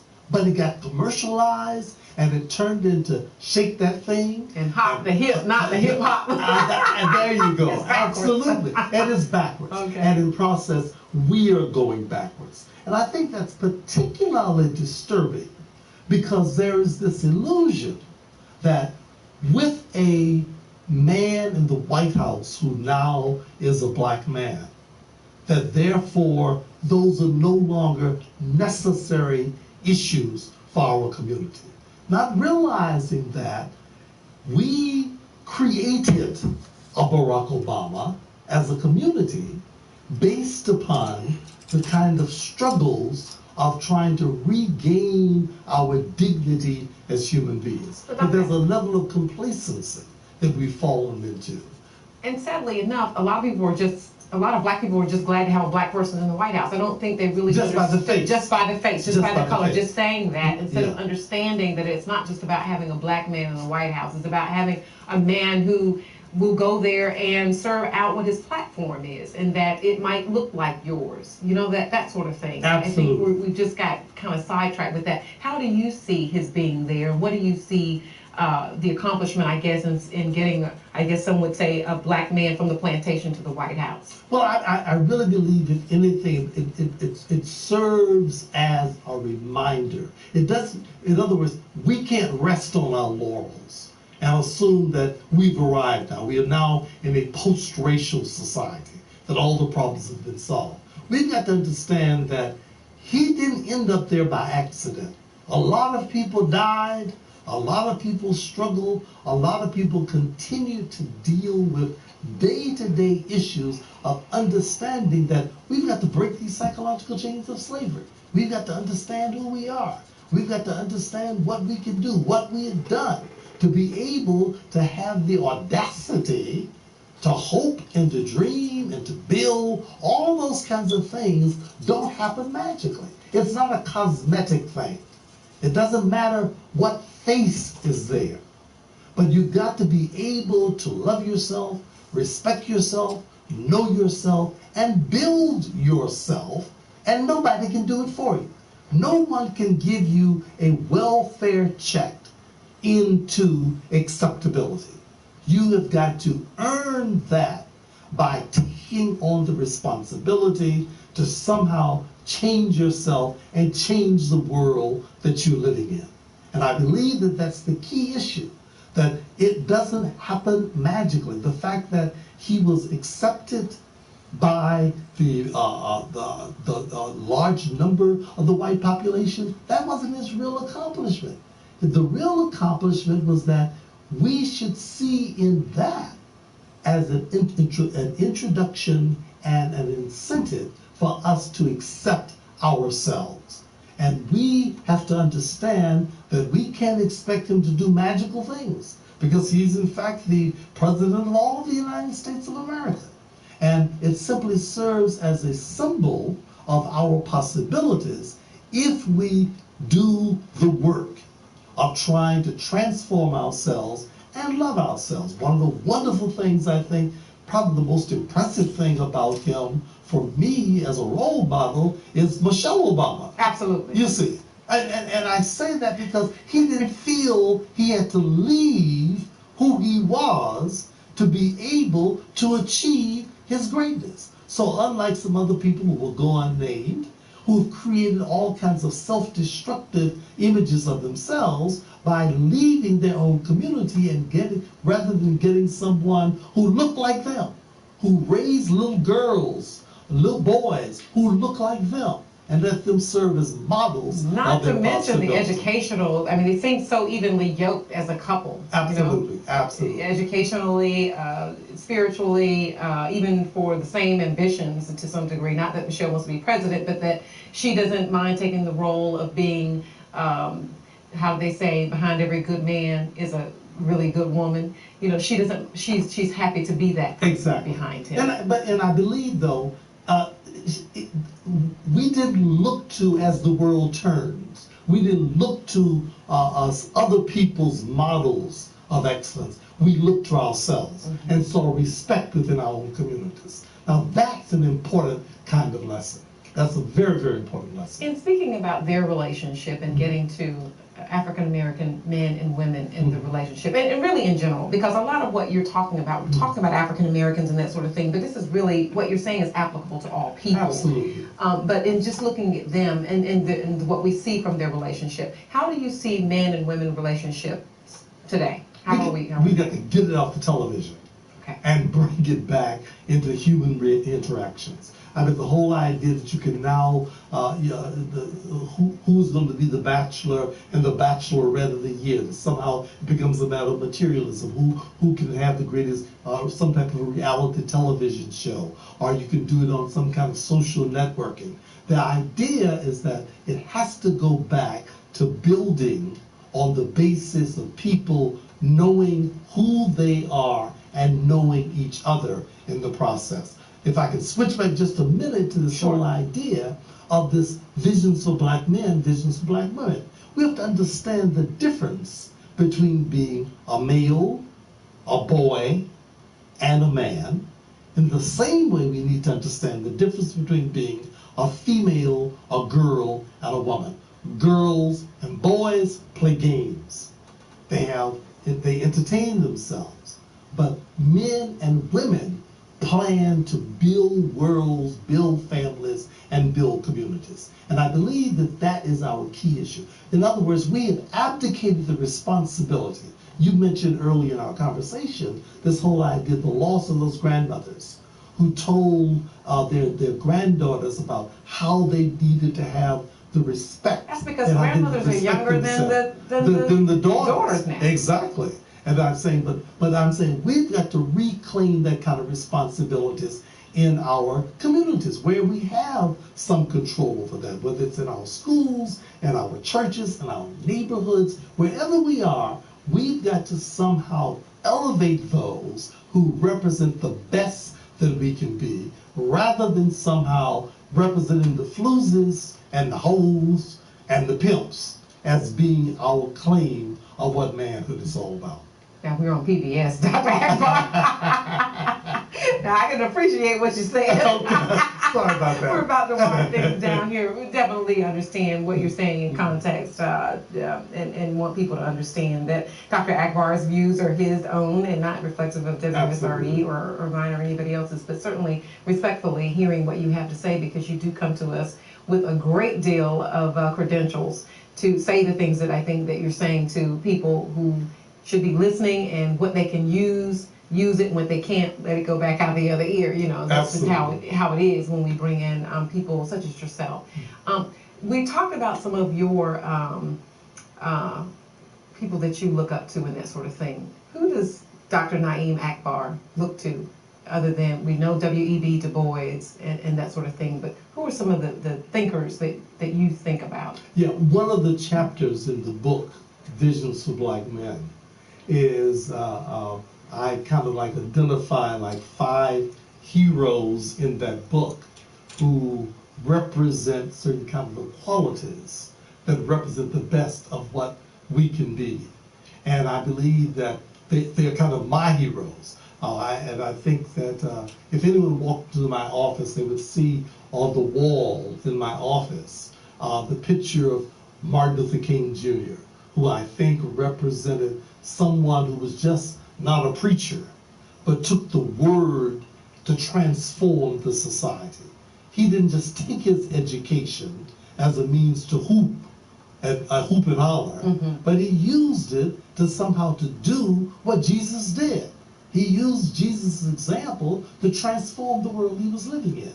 Elijah Muhammad, who I think, despite the fact he's been hated on in all kinds of negative ways, he transformed Cassius Clay into Muhammad Ali. He transformed Malcolm Little into Malcolm X. And that somehow the information and the concepts that he had were brilliant ideas in terms of self-respect, self-development, self-love, how you love yourself and love your women, your community, look in your black face and find dignity in that. All of those things. That's another one of my heroes. Paul Robeson, who understands, a tremendously gifted man, 4-letter athlete, you know, an outstanding actor, brilliant singer. He was able to use his art and his athletic ability, not as a means of somehow getting the biggest house in town, right? A 7-bedroom house, right? But being able to somehow represent, use this to transform my community. Gotcha. With our last few minutes here on the show, because we had 2 hours to talk with you.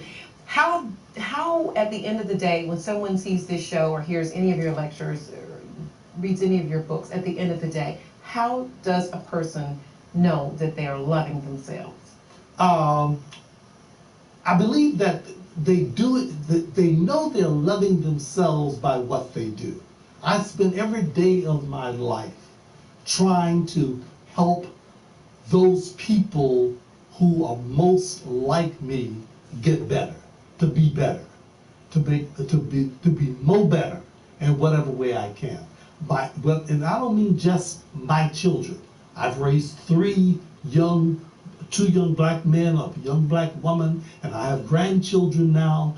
I work with them directly, but all my students, all the people I've worked with. And if your work is engaging in trying to lift up those people most like you, then you know you love yourself. But that's almost like a self-actualization, I think, at that point, because you've self-actualized to a point where that's what your work is now, or has been, I guess, for the last. I've been doing it for the last decades. Absolutely, It's giving back to people. I Right. have to go back and recapture that, because that is true. You have been doing that. You've done that, crossing continents, doing it, and trying to talk with people. So you self-actualized a long time ago. But no, it's been a gradual process. Okay. I've grown into doing that. Okay. But that's how you know. You ask, how do you know Right. if you love yourself? And so to get to that self-actualization has been some of the applications of some of the things that we've been It's talking been about here those today. kinds of things. So every day I do something to help lift us up.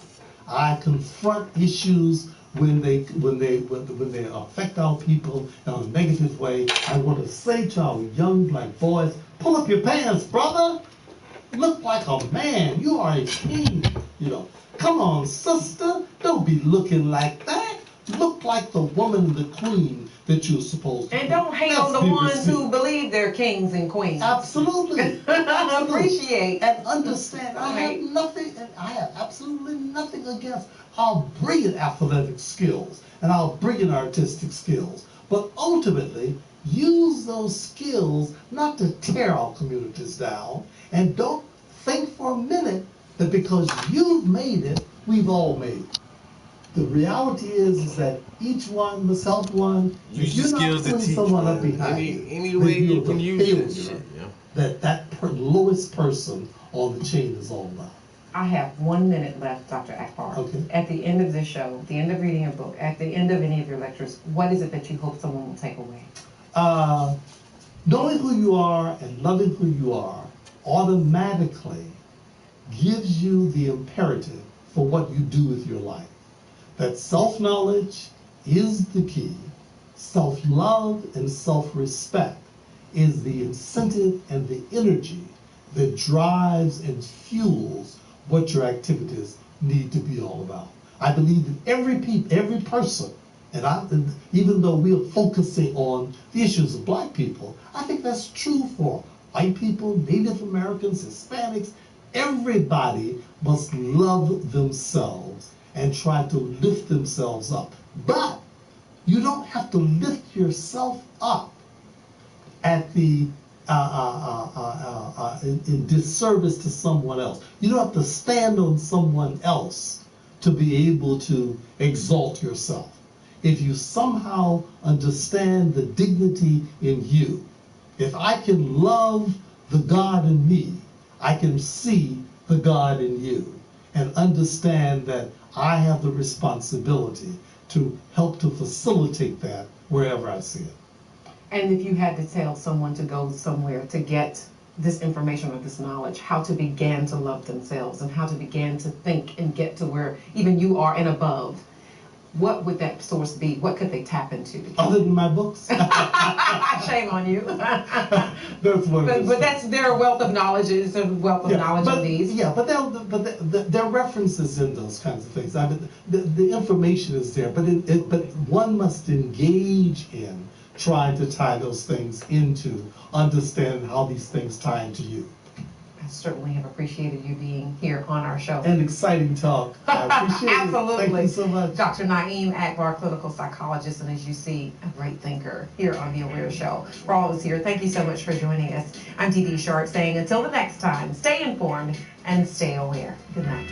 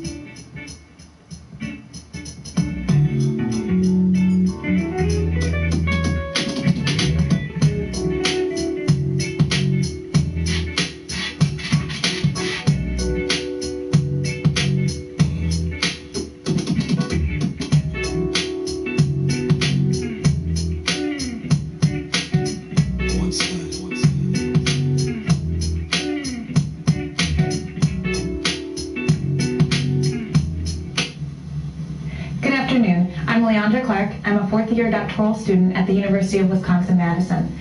I'm at the Association of Black Psychologists annual convention. It's our 40th convention, and I have the honor of interviewing Dr. Naeem Akbar.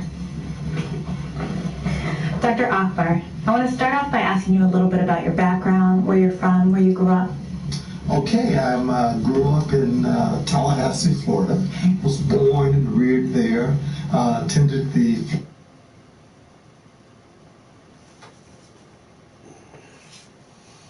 What up, though? Y'all tired of me talking about cyberpunk yet? Because I probably started talking about cyberpunk in a minute, because cyberpunk. I ain't gonna lie. Cyberpunk. I gotta take a bit. I gotta go to the bathroom, guys. Let me take a bathroom break real quick. Be right back. Oh, man. Cyberpunk. Cyberpunk. Yeah, cyberpunk.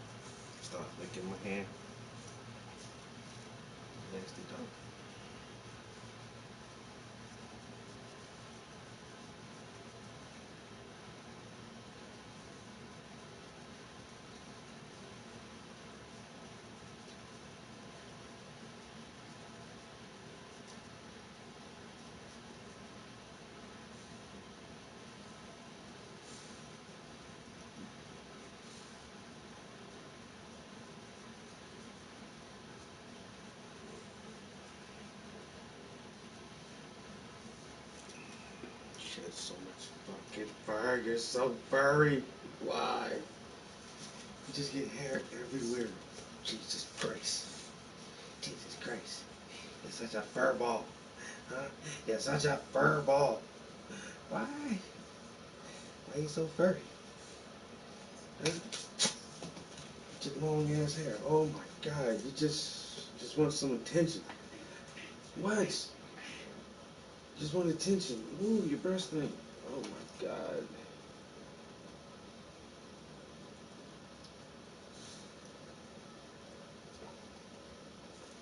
Yeah, I ain't got no snacks for you.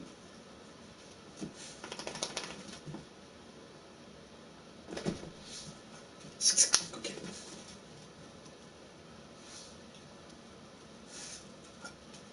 Man, I ain't got no snacks. Oh my God.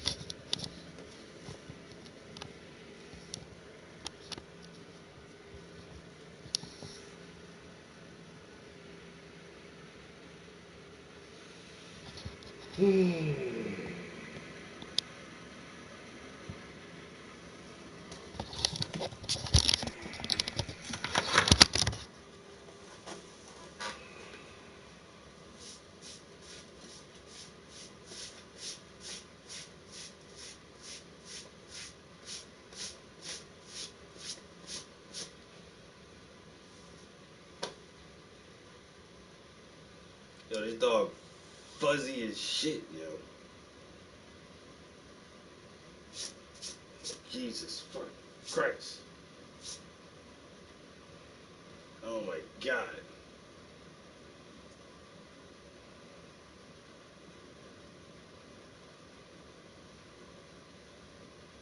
See, this is the part I'm talking about right here.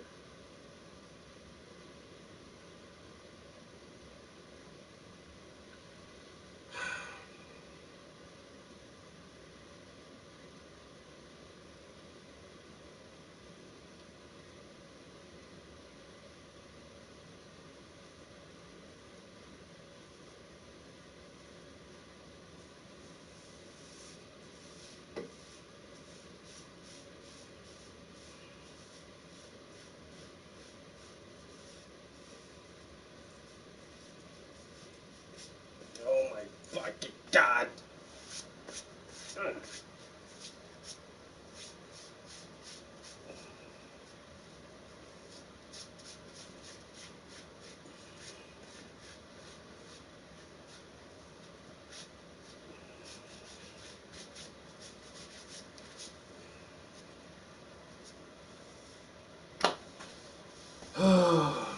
Anyway. Yeah, I'm one of those people now that always has fucking animal fur on them.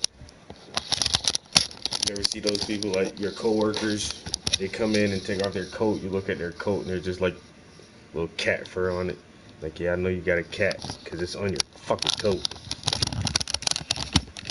Or you be in the grocery store standing behind somebody. They got fucking animal fur on their sweater. I'm that person now, yo. It's just like as soon as she fucking touches you, it's like fur instantly everywhere. Like you just fucking It's ridiculous, yo. And that's why people like pit bulls. You know, they're short fur. They don't fucking shed like that, man. They don't fucking like labs. They don't shed like that.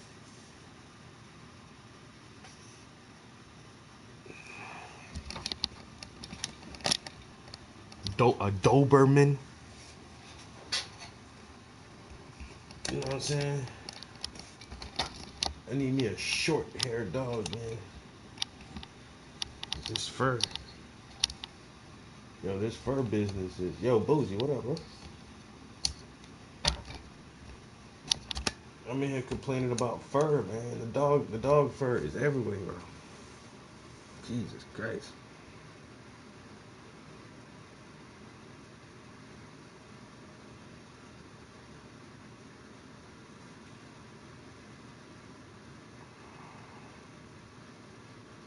The dog fur is everywhere. It's real, son. It's so fucking real, bro. How long we been here? Almost 2 hours. I ain't gonna lie to you.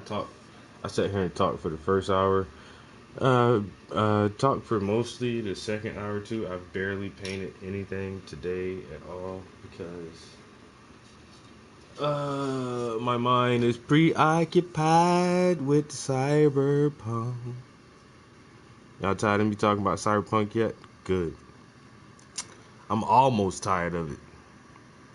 You know, after playing about 42 hours of cyberpunk, I'm almost tired of that shit, yo. You know what I'm saying? Almost. Not quite yet, but... Y'all tried to level up some shit again last night, man, to get in the fight, yo. Fight the Spanish dude. Y'all motherfucker beat my ass twice. Y'all lost fucking $8,000 fighting that motherfucker, yo. You son of a bitch, yo. He got one move, y'all. I swear to God, yo, this dude hit me twice. And then the third time he did like his little power punch. Yeah, that shit knocked me the fuck out. I'm like, what the fuck, bro? How the fuck is this dude so fucking strong? Man, I got gorilla fist, man. That shit ain't do shit to his ass, bro. Nothing. Motherfucker act like I was pillow fighting or something.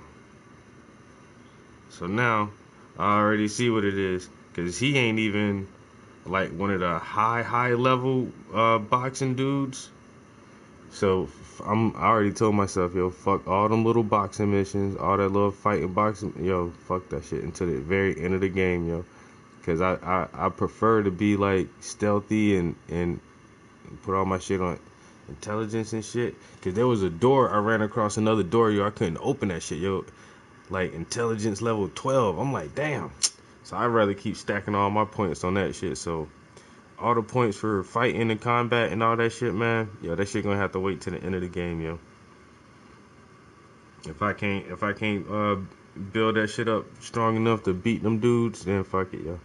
I'd rather have like I say, all my tech sneaky shit. Fuck all that street brawler shit, man. I ain't a fighter, I'm a spy. I'm trying to hack a motherfucker.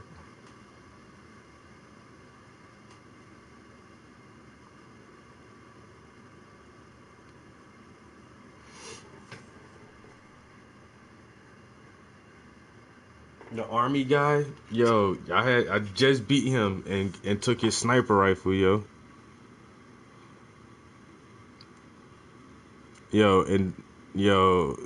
Cause I'm about to spoil it for you, and I'm telling you right now, I'm about to spoil it for you. If you beat him and you talk shit, if you beat him and there's some more dialogue that comes up, if you talk shit to him, like I pick fun at him, like, yo, that shit was easy as fuck, son, to kick your ass just now. He's like, fuck you.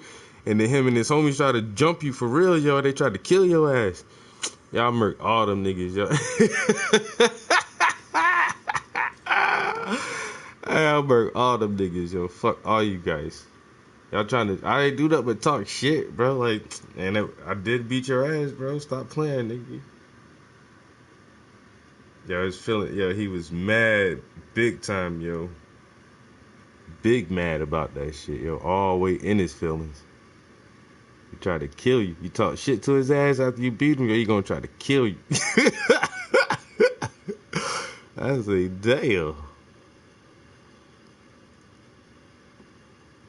Fuck their ass up, though. Pull that goddamn heat out on them. Fuck boxing, bro. I'm about to pull that heat out. No, and then on top of that, man, my game glitched out on that very part.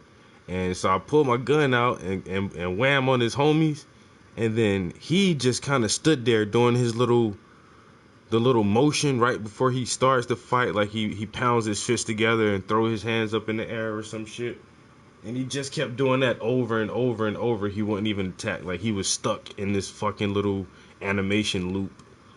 And I'm like, so I just punched him to death. But I did shoot his homies. I blammed the shit out of them fuckers, but I just punched him to death because he was in the loop anyway. Somebody said Cyberpunk, the most broken game I've ever enjoyed playing. And it's kind of true. Like that shit froze up on me twice yesterday. Blue screen, like fuck. Yo, you know what's weird? Yo, I can't find a set of PlayStation headphones. Not even the new white ones that come with the PS5. Not those. Just the regular PlayStation Platinum. Like, I can't find them nowhere in person, yo. And then I tried to order, like, a used pair off of Amazon.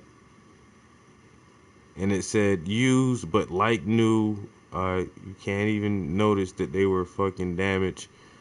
I mean, you can't hardly notice they were out of the package or anything. So I was like, all right, I'll cop those. Yo, them shits never fucking came. Never came. Now look, we got 3 Best Buys. We got 3 GameStops in the city. Looked at all 3 GameStops, nothing. Looked at Best Buy, nothing. Walmart, nothing. Like, for PlayStation, I've never bought like, off-brand hardware for my shit, yo. I'd rather have PlayStation. Sony makes their own shit for their own hardware, all their accessories. So everybody, I remember when Turtle Beach first came out and everybody was just raving all mad like, oh, I got them new Turtle Beach headphones. I paid $297 for my Jones. Like, but Sony has PlayStation headphones for their PlayStation. Why don't you just buy Sony headphones that they made to go with this? Because, man, my shit got an amplifier box and I could... Alright, man, whatever, yo. Anyway. But I've just always had PlayStation, so I'm, like, just trying to find a set. I just need a set of PlayStation headphones. Man, you can't find these shits nowhere, son. Not even at a discount price. Now I have to pay full price. Because I was going to get a set of Platinums and the PlayStation Platinums, man, this shit's $150. And I'm like, fuck, do I really want to pay $150 right now? And I'm like, not really. But my headphones now, bro, my shits are trash. They're basically trash headphones. Like, my headphones now should have been in the trash like 6 months ago. Last year. 12 months ago. Like, I should have threw them shits away like 18 months ago. But I just keep procrastinating because the speakers work. I mean, they still turn on and they work. But it's like trash though, man. It's just crazy. Now,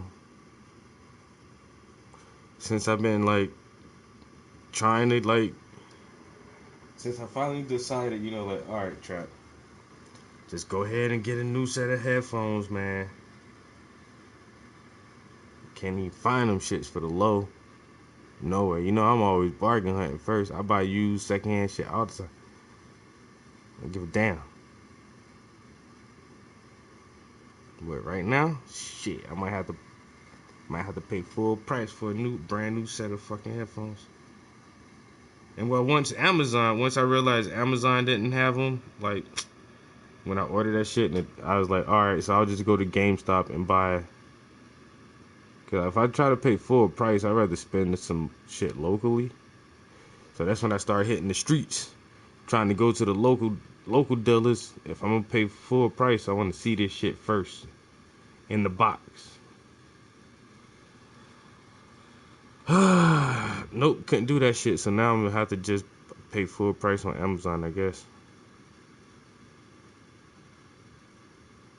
But I thought Amazon was, you go to Amazon because they got the deals. And now I can't even get a deal on Amazon. I don't even feel right about this. I don't know if this is how shit supposed to work. I thought everything supposed to be cheap on Amazon. Now, I'm paying more money on Amazon than I would have paid in person.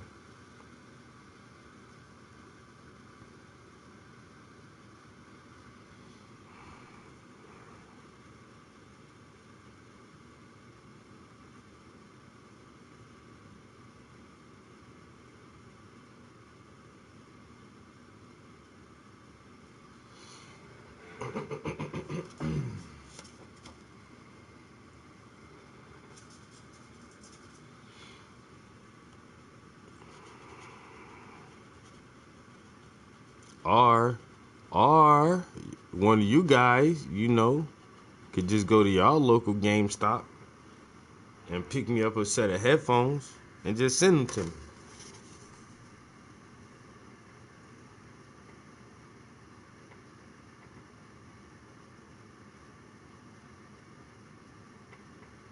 Alright, see now it sounds like you bragging, Boozy.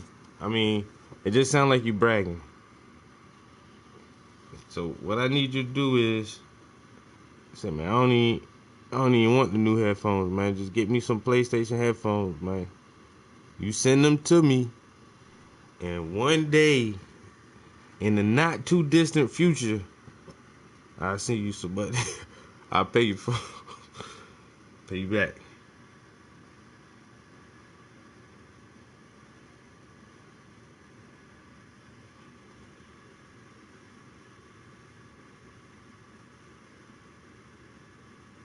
Alright. Let's see.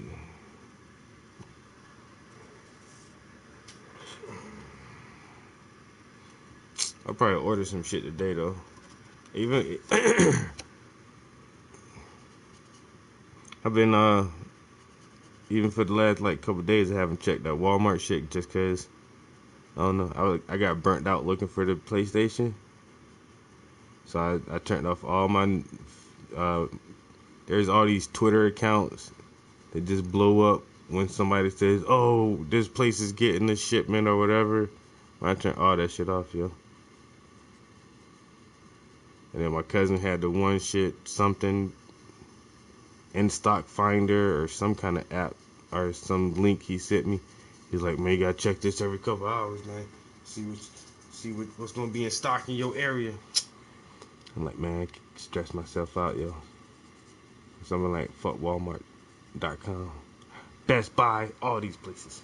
I'm mad, man. I'm mad. And then when I did go out and about looking for some headphones. Man, I went to the local Best Buy. These motherfuckers got the nerve to have the PS5 on display, like sitting in a display case. Talking about not in stock. And take the fucking display down, bitch. Why don't you sell me that one? Oh, we can't sell you that one. Then take the motherfucker down then. I don't even want to see it. Just sitting there looking at me. Shit, that's stupid. What are you doing? Why y'all even goddamn taunting motherfuckers like that?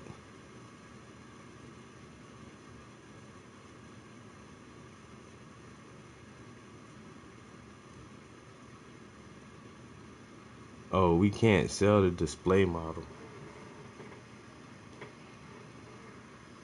And what the fuck, man? You just letting shit sit there, collect dust? So tired of this shit, man. So tired. I hate 2020. You know? Everybody thought this was gonna be like some cool ass shit. Yo, it's 2020. Like, nah, nigga. Nah, nigga. Worst shit ever, man. Worst shit ever. No Jetsons, flying cars, living in the future, moon bases, none of that shit, man. Just a bunch of dumb shit. I'm tired of this shit, man.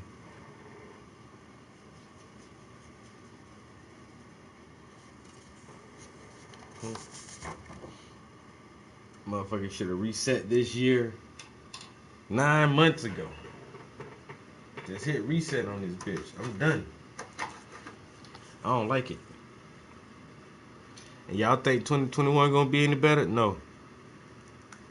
we didn't hit that slippery slope with these lockdowns and shits, and they have set a precedent because they know that the sheeple will do whatever the fuck they say on a global scale.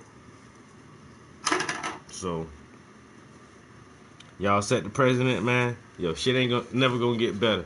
We didn't hit that slippery slope. We sliding from here, man. We sliding. Hey, hold the fuck on to something. This gonna be a bumpy ride. You know what I'm saying? Bumpy ride. But apparently, this what the masses want. You know, it seemed like this what the fuck they want. You know what I'm saying? Hey, I'ma just sit over here and paint like I've been doing. I ain't gonna, man, you know, whatever. I stay with some snacks and shit. I'm just watch this shit from the sideline. Ooh. Watch it from the sideline. Did you vote? I ain't. Nah. I'm good. I'm just watching. I'm gonna observe everybody on this slippery ass slope.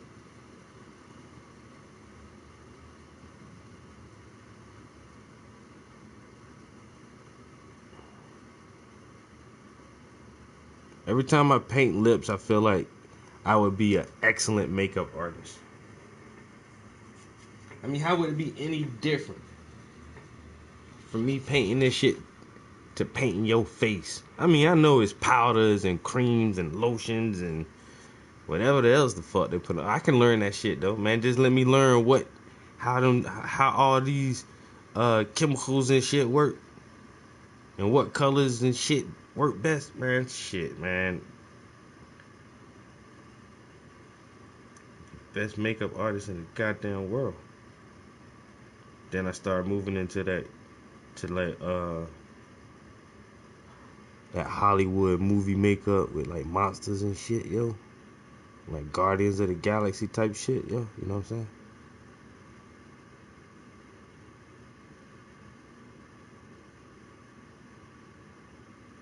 I would do that, but I don't want to work on a canvas that can talk back to me. Seems like too many issues.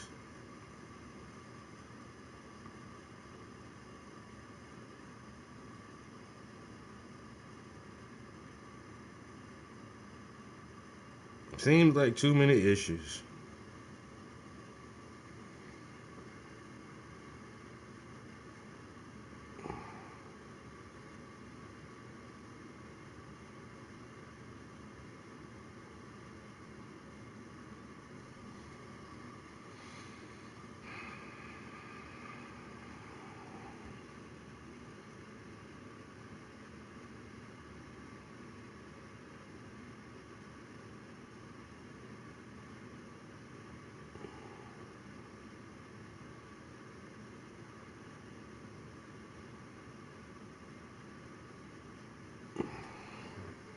Okay.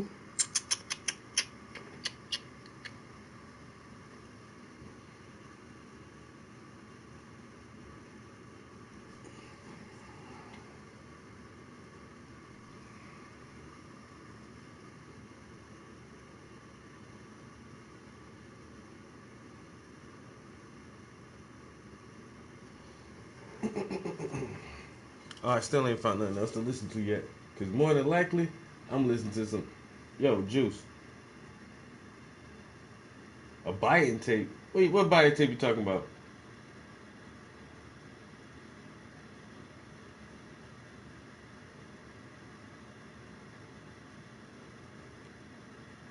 Yeah, what biting tape? What this dude's talking about? Yo, let me what should I YouTube? Or what should I Google? Biting tape? That's all I gotta put in my YouTube search. Damn. Motherfucker getting tongue tied. I'm ready for some new gossip.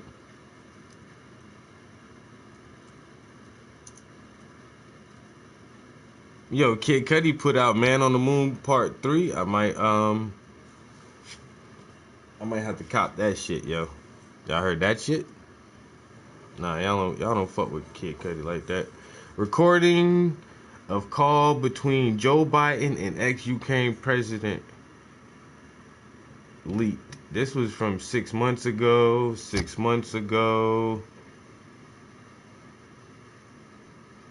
3 months ago, 4 years ago, 5 months ago, 1 month ago.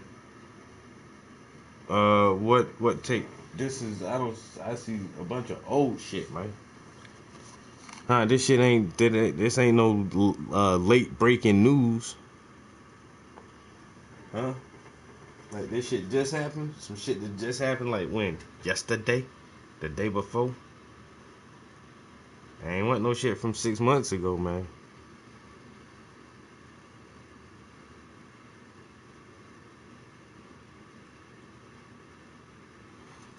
Yes, my son had a drug problem and he overcame that and we're proud of him. But aren't you the guy who did fucking 3 strikes? Why ain't your son in jail? On felony drug charges. Oh, double standards. Right. I get it. Double standards.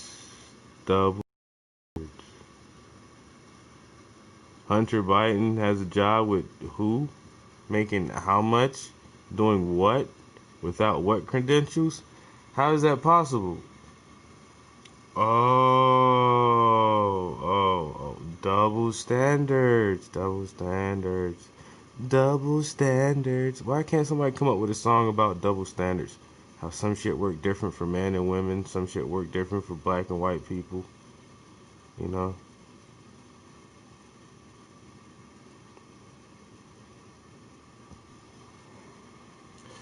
Them double standards, them dirty double standards.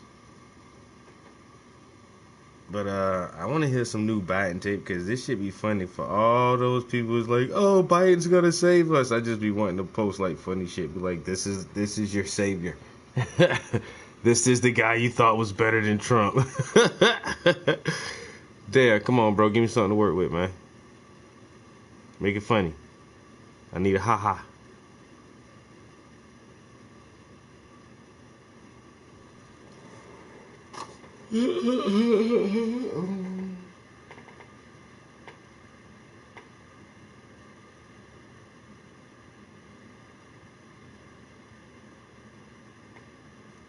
Oh, Joe Biden talks down the Congressional Black Congress. Ooh, Black Caucus.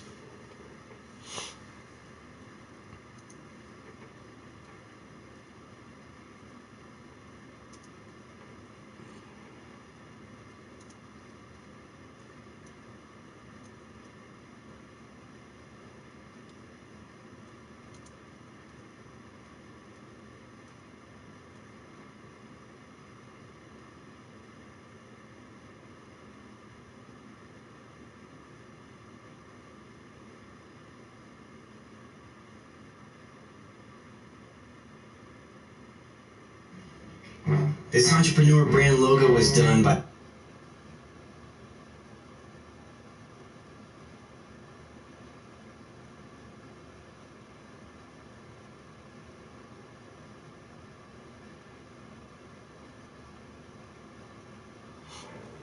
So in just a couple of seconds, I'm going to be playing you some leaked audio of a Joe Biden and Kamala Harris closed-door meeting with black civil rights leaders, including folks like Al Sharpton. You were not meant to hear this audio, neither was I, neither was anyone in the public, which is why it's so important to hear Joe Biden mean what he actually says when he's not expecting to be recorded.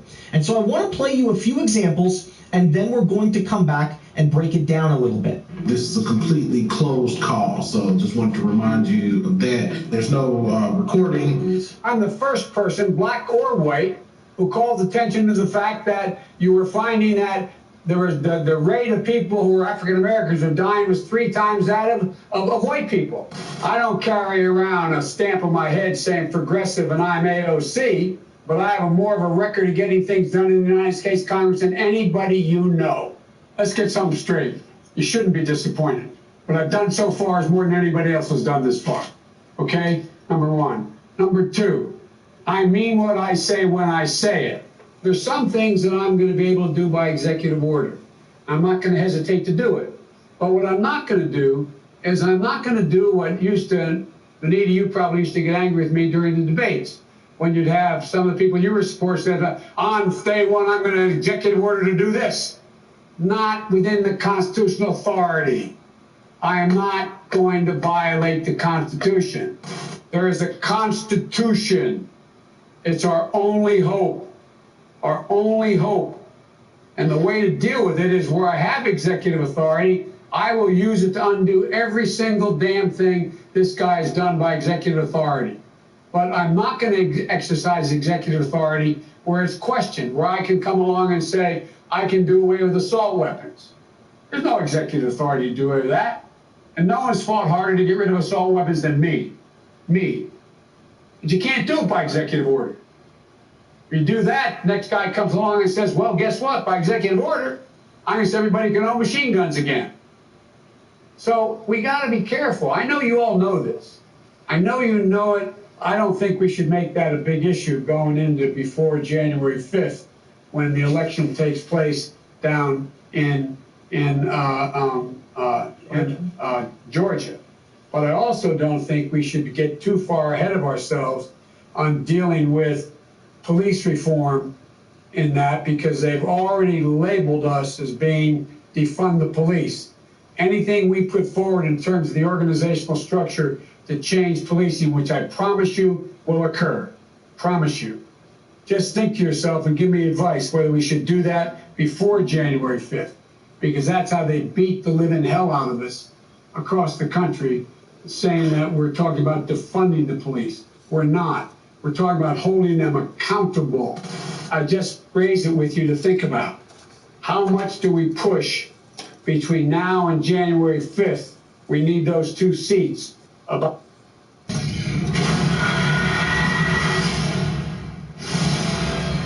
Where the hell did that come from? Back in the vehicle!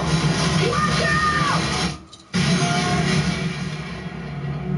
out! About police reform. And so this comes from leaked reporting by Ryan Grimm at The Intercept. He obtained this leaked recording, he obtained it and wrote an article about it. In that article, there's a 15-minute version of these clips. There's a lot more in there. So I want you to go and listen to the full audio, and I want you to go and read Ryan's article, share his article. It's fantastic reporting. But I wanted to bring you just a few examples there that show some common themes. One, Joe Biden still speaks about black people and about other minorities in this sort of condescending tone that simultaneously, he understands even better than they do, the disadvantages black people face. He says that even before black people, I was talking about racial injustice, which is absurd. That's basically what he's implying in the first part of that clip. He also shows that he's very defensive when even friendly people to him,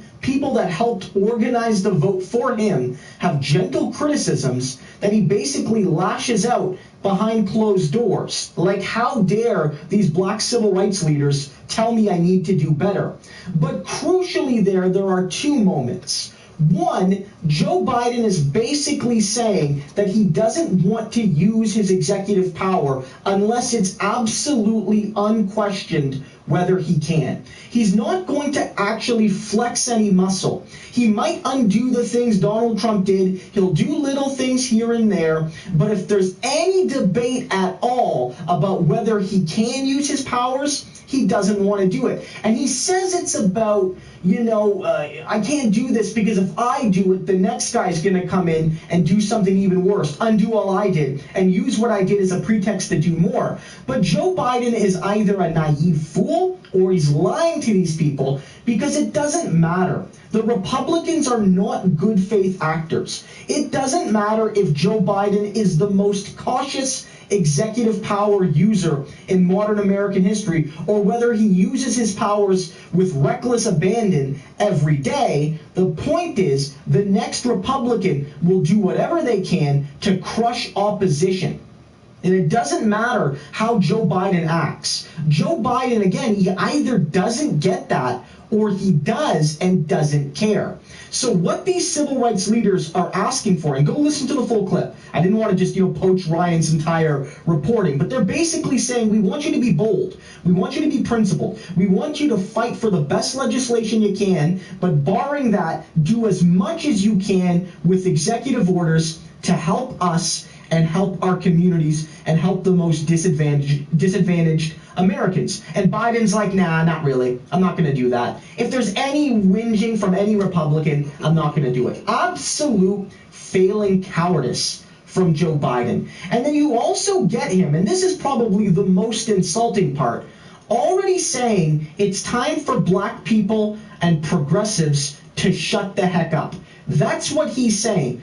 Already basically saying, look, I don't want to talk about Tom Vilsack, that's in the full clip, and how he's not a good agricultural pick. I don't want to talk about what we need to do to curb police injustice and to bring in racial justice. I don't want to hear anything about that right now because Georgia Senate elections are a few weeks away and I'm worried about spooking voters in Georgia. So I need you folks in this room to shut the hell up. That's what he's saying. He's not wording it exactly like that, but that's what Joe Biden is saying to some of the most historically and contemporary important leaders of the civil rights community. I don't always agree with all of them on everything, but they have been civil rights icons, a lot of the people in that room. And he's telling them to be quiet, to stop pressuring me, to stop demanding things from me, to stop asking for anything big, because if you do, one, I won't deliver it, and two, it'll scare Trump voters in Georgia. Whether that's true or not, you can get a pattern here already, guys.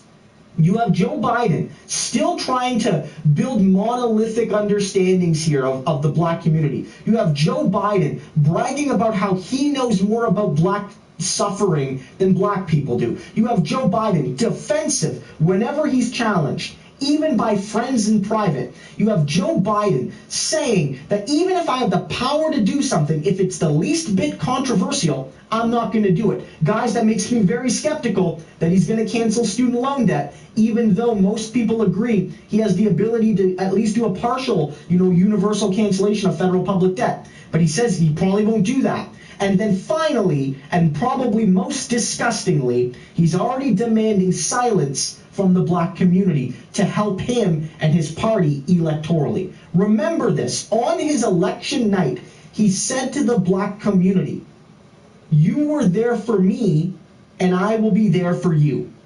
It seems to me like Joe Biden has already broken that promise, and he's not even fully president yet.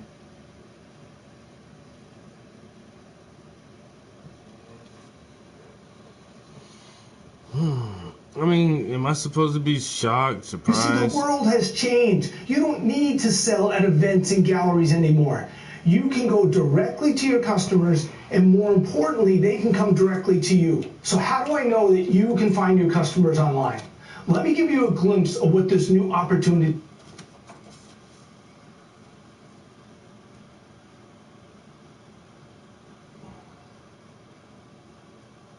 All right, Crystal, what's on your radar? Well, Joe Biden and Kamala Harris sat down with civil rights leaders this week in a virtual meeting that up to this point had only been described by participants. However, the one and only Ryan Graham managed to get his hands on the complete audio, and folks, there is a lot there. I got a few clips to play for you today, but you definitely want to subscribe to Ryan's podcast, Deconstructed, to hear a lot more, and trust me, you're going to want to hear a lot more. Now, the first thing you notice in this audio is that many of these leaders not particularly happy with Biden so far, particular upset at the selection of Tom Vilsack for Ag Commissioner. You will recall that Vilsack was the one who fired Shirley Sherrod in a deeply shameful incident after Ms. Sherrod was unfairly smeared by Breitbart. They were also disgusted by the idea that Rahm Emanuel would even be considered for anything after his role in covering up the killing of Laquan McDonald. And they seem generally to feel like they weren't getting a lot of specifics in terms of an action plan from Biden on the issues that they cared about the most. Now, over the course of the meeting, Biden directly admits that he doesn't even want to talk about police reform until after Georgia and outright blames defund the police for Democrats' underperformance. He shows himself to be characteristically thin-skinned when challenged at all, something, of course, we've seen before. The perniciousness of hollow identity politics also on full display with Biden in one really bizarre moment lecturing these leaders, quote, "You guys are going to have to start working more with Hispanics who make up a larger portion of the population than y'all do in terms of raw numbers." Always awesome to have some weird zero-sum competition between demographic groups. And he repeatedly shows complete contempt for progressives, referring derisively to AOC's ability to get things done in Congress. But there were three incredibly revealing pieces of information communicated in this call that literally tell you everything you need to know about how the Biden administration is actually going to go. Put together, they are a true bombshell, and honestly, the landscape that we are facing is even worse than I thought.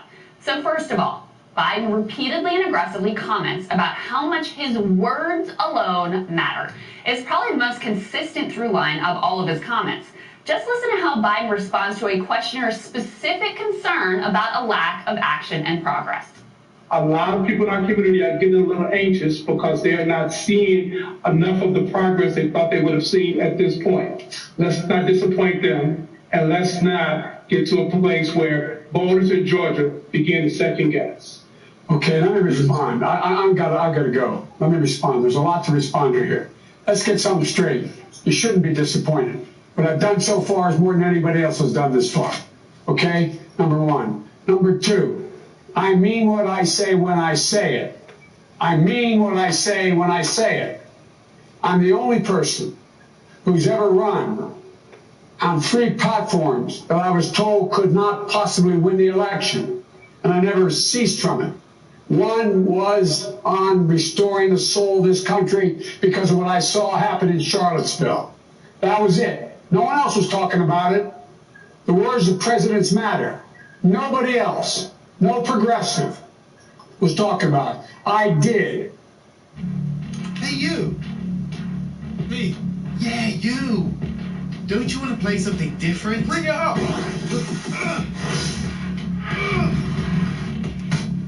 Try this. Yo.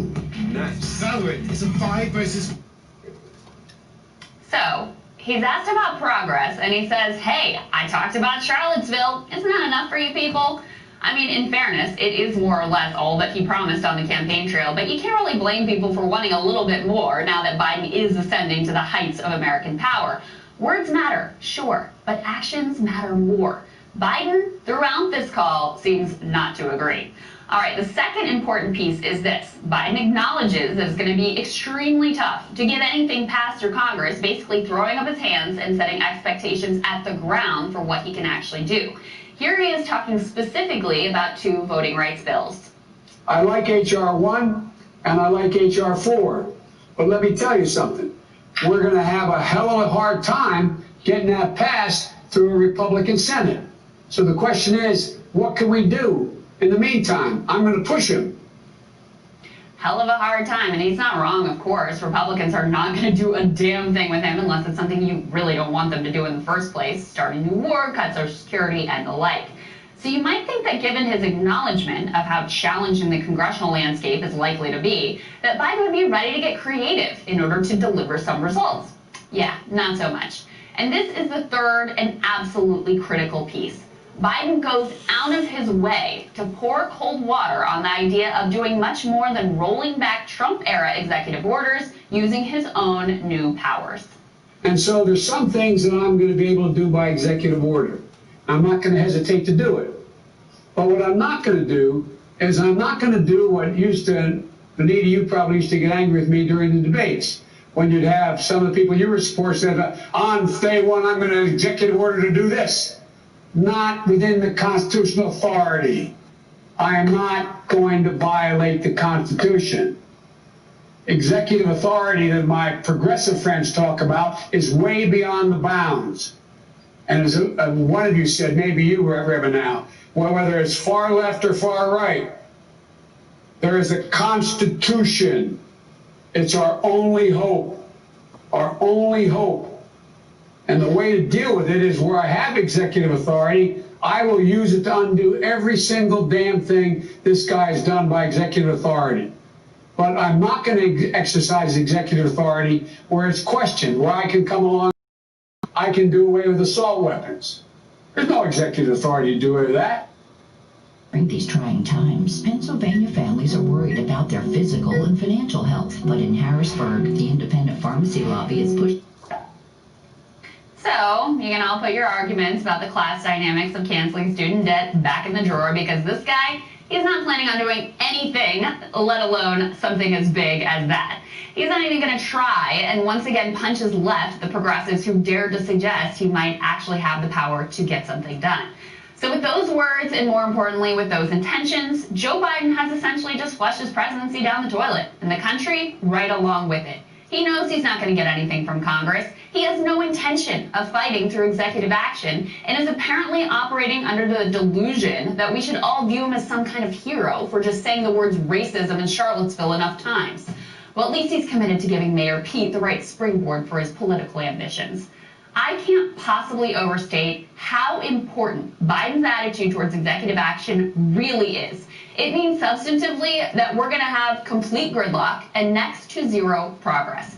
And a lack of progress while the bottom is falling out doesn't mean you stay in the same place. It means collapse. It means destruction. That lack of progress politically means that Democrats are going to get absolutely destroyed in the midterm elections, as a nation rightfully enraged by how they've been left out to dry seeks revenge on those at the top. And it means that the populist rage which brought us Trump and Bernie is only going to grow in strength and import.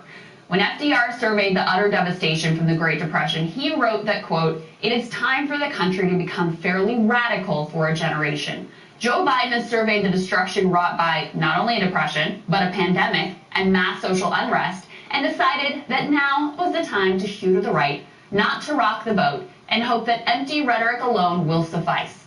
Unless he has a dramatic come-to-Jesus moment and rethinks this foolhardy approach, there will be hell to pay. There is nothing but extreme danger and pain in this safe course that he has chosen. This is the Challenge Double Agents. America's fifth major sport is back. And what they don't know, I'm mind blown right now, will hurt them. We started off with a bang. The Challenge Double Agents. New episodes tonight at 8 on MTV. You could always stay in bed. Bruh, the Second Amendment is so strong, yo. Like, this country will never, ever, like, allow the federal government to take its guns from it. They know that shit, yo. This nation was built on the gun. I don't give a fuck how progressive shit has become in the last 50 years. Yo, this nation is built on the gun, and it'll take a whole lot more shit to get rid of the fucking gun, yo. You're not taking the gun away from these motherfuckers.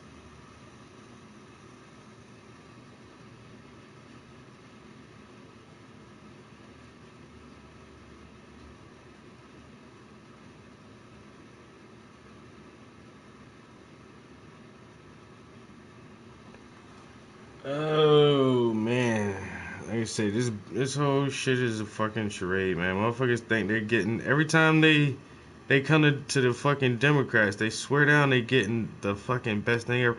Oh, Barack Obama, oh, and now it's Joe Biden, and that's crazy, yo, because he was just a VP.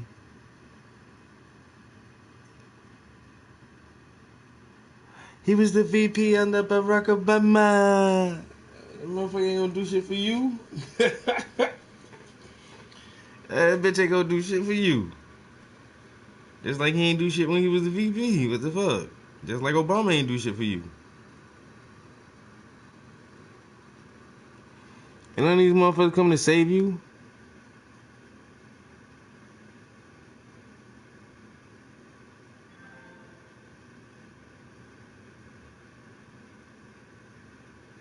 Joe Biden. Fuck Joe Biden.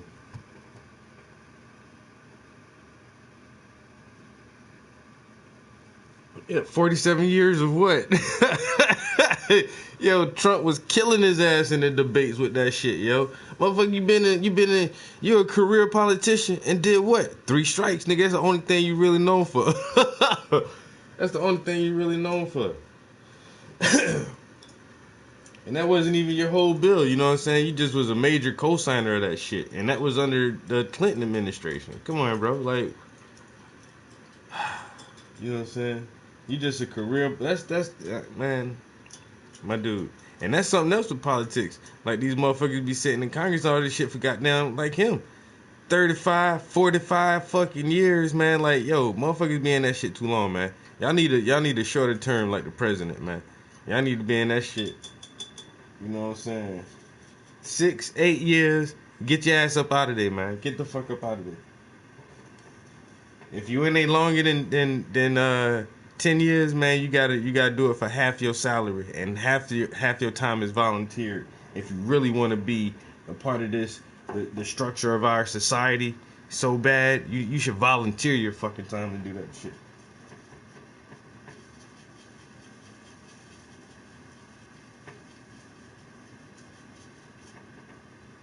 47 goddamn years, motherfucker ain't accomplished a damn thing.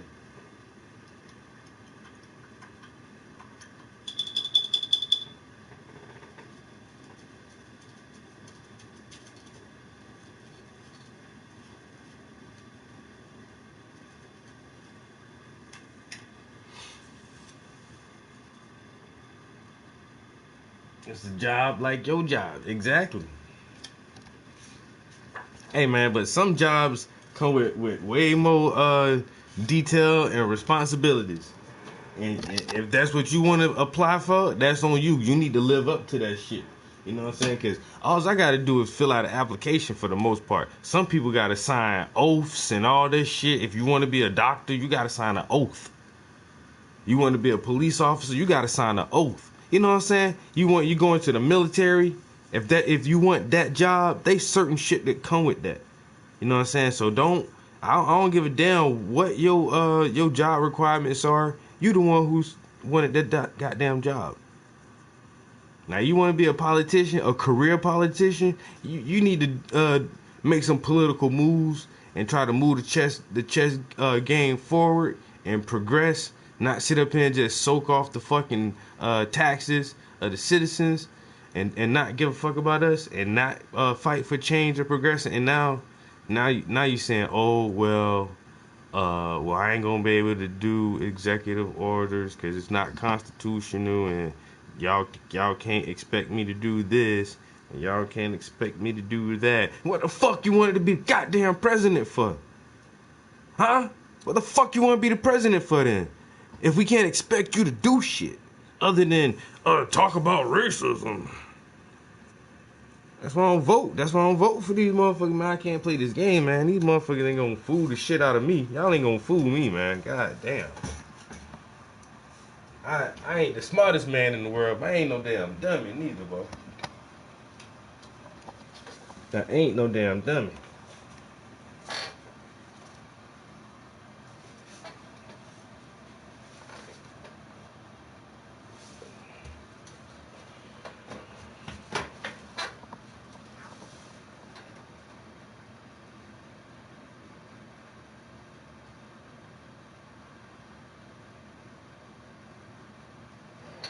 You got experienced actor. I'm not a politician, but I play one on TV.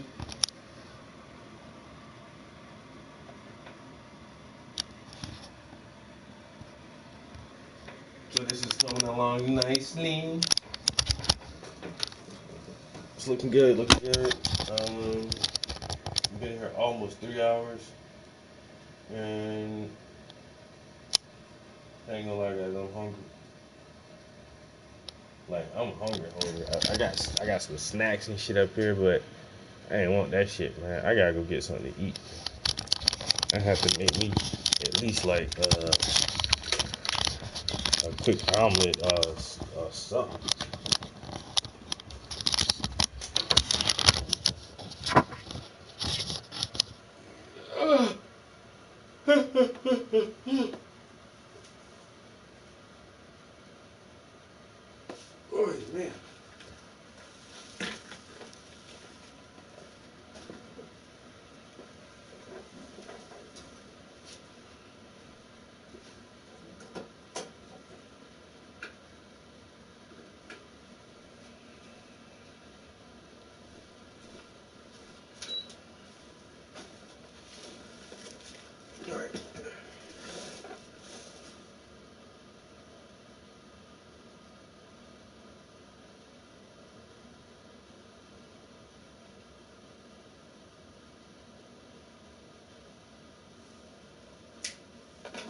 That's off. That's off. That's off. That's off. I'll turn that off. Grab my phone because I'll leave this bitch up here. Then I have to walk all the way back up here to grab this motherfucker. Alright, I'm about to go have some breakfast and play some Cyberpunk. I'll probably stream it. My girlfriend's going to be gone for the first part of the day. She has some business to tend to. So, I can play games. But, yeah, I'll probably stream some Cyberpunk for a while, see how many times it crashes or how many bugs we can point out. That's fun. That's like a side quest in itself now, trying to see how buggy Cyberpunk is before we get pissed off at it. But like I said, my main goal right now is I gotta have something to eat, man. I'm so goddamn hungry, bro. So if y'all ain't got shit to do like me, y'all just still want to sit around and chill for a little bit longer, like I said, I'm about to load up some video games. And more than likely, I'll probably be back in the studio today. No, normally I do like 2 sessions in the studio. I try to, man, but since Cyberpunk, man, like I already been telling y'all, man, that shit is taking up most of my time. I'm still a really big gamer. I still love playing video games. When new games like this come out, I do like, you know, slack on my art a little bit. But it is what it is. So I've been in here for almost 3 hours. I may come back in here and work a little bit this evening on some art, but for most of the day, we about to go play some video games. I catch y'all downstairs in the living room.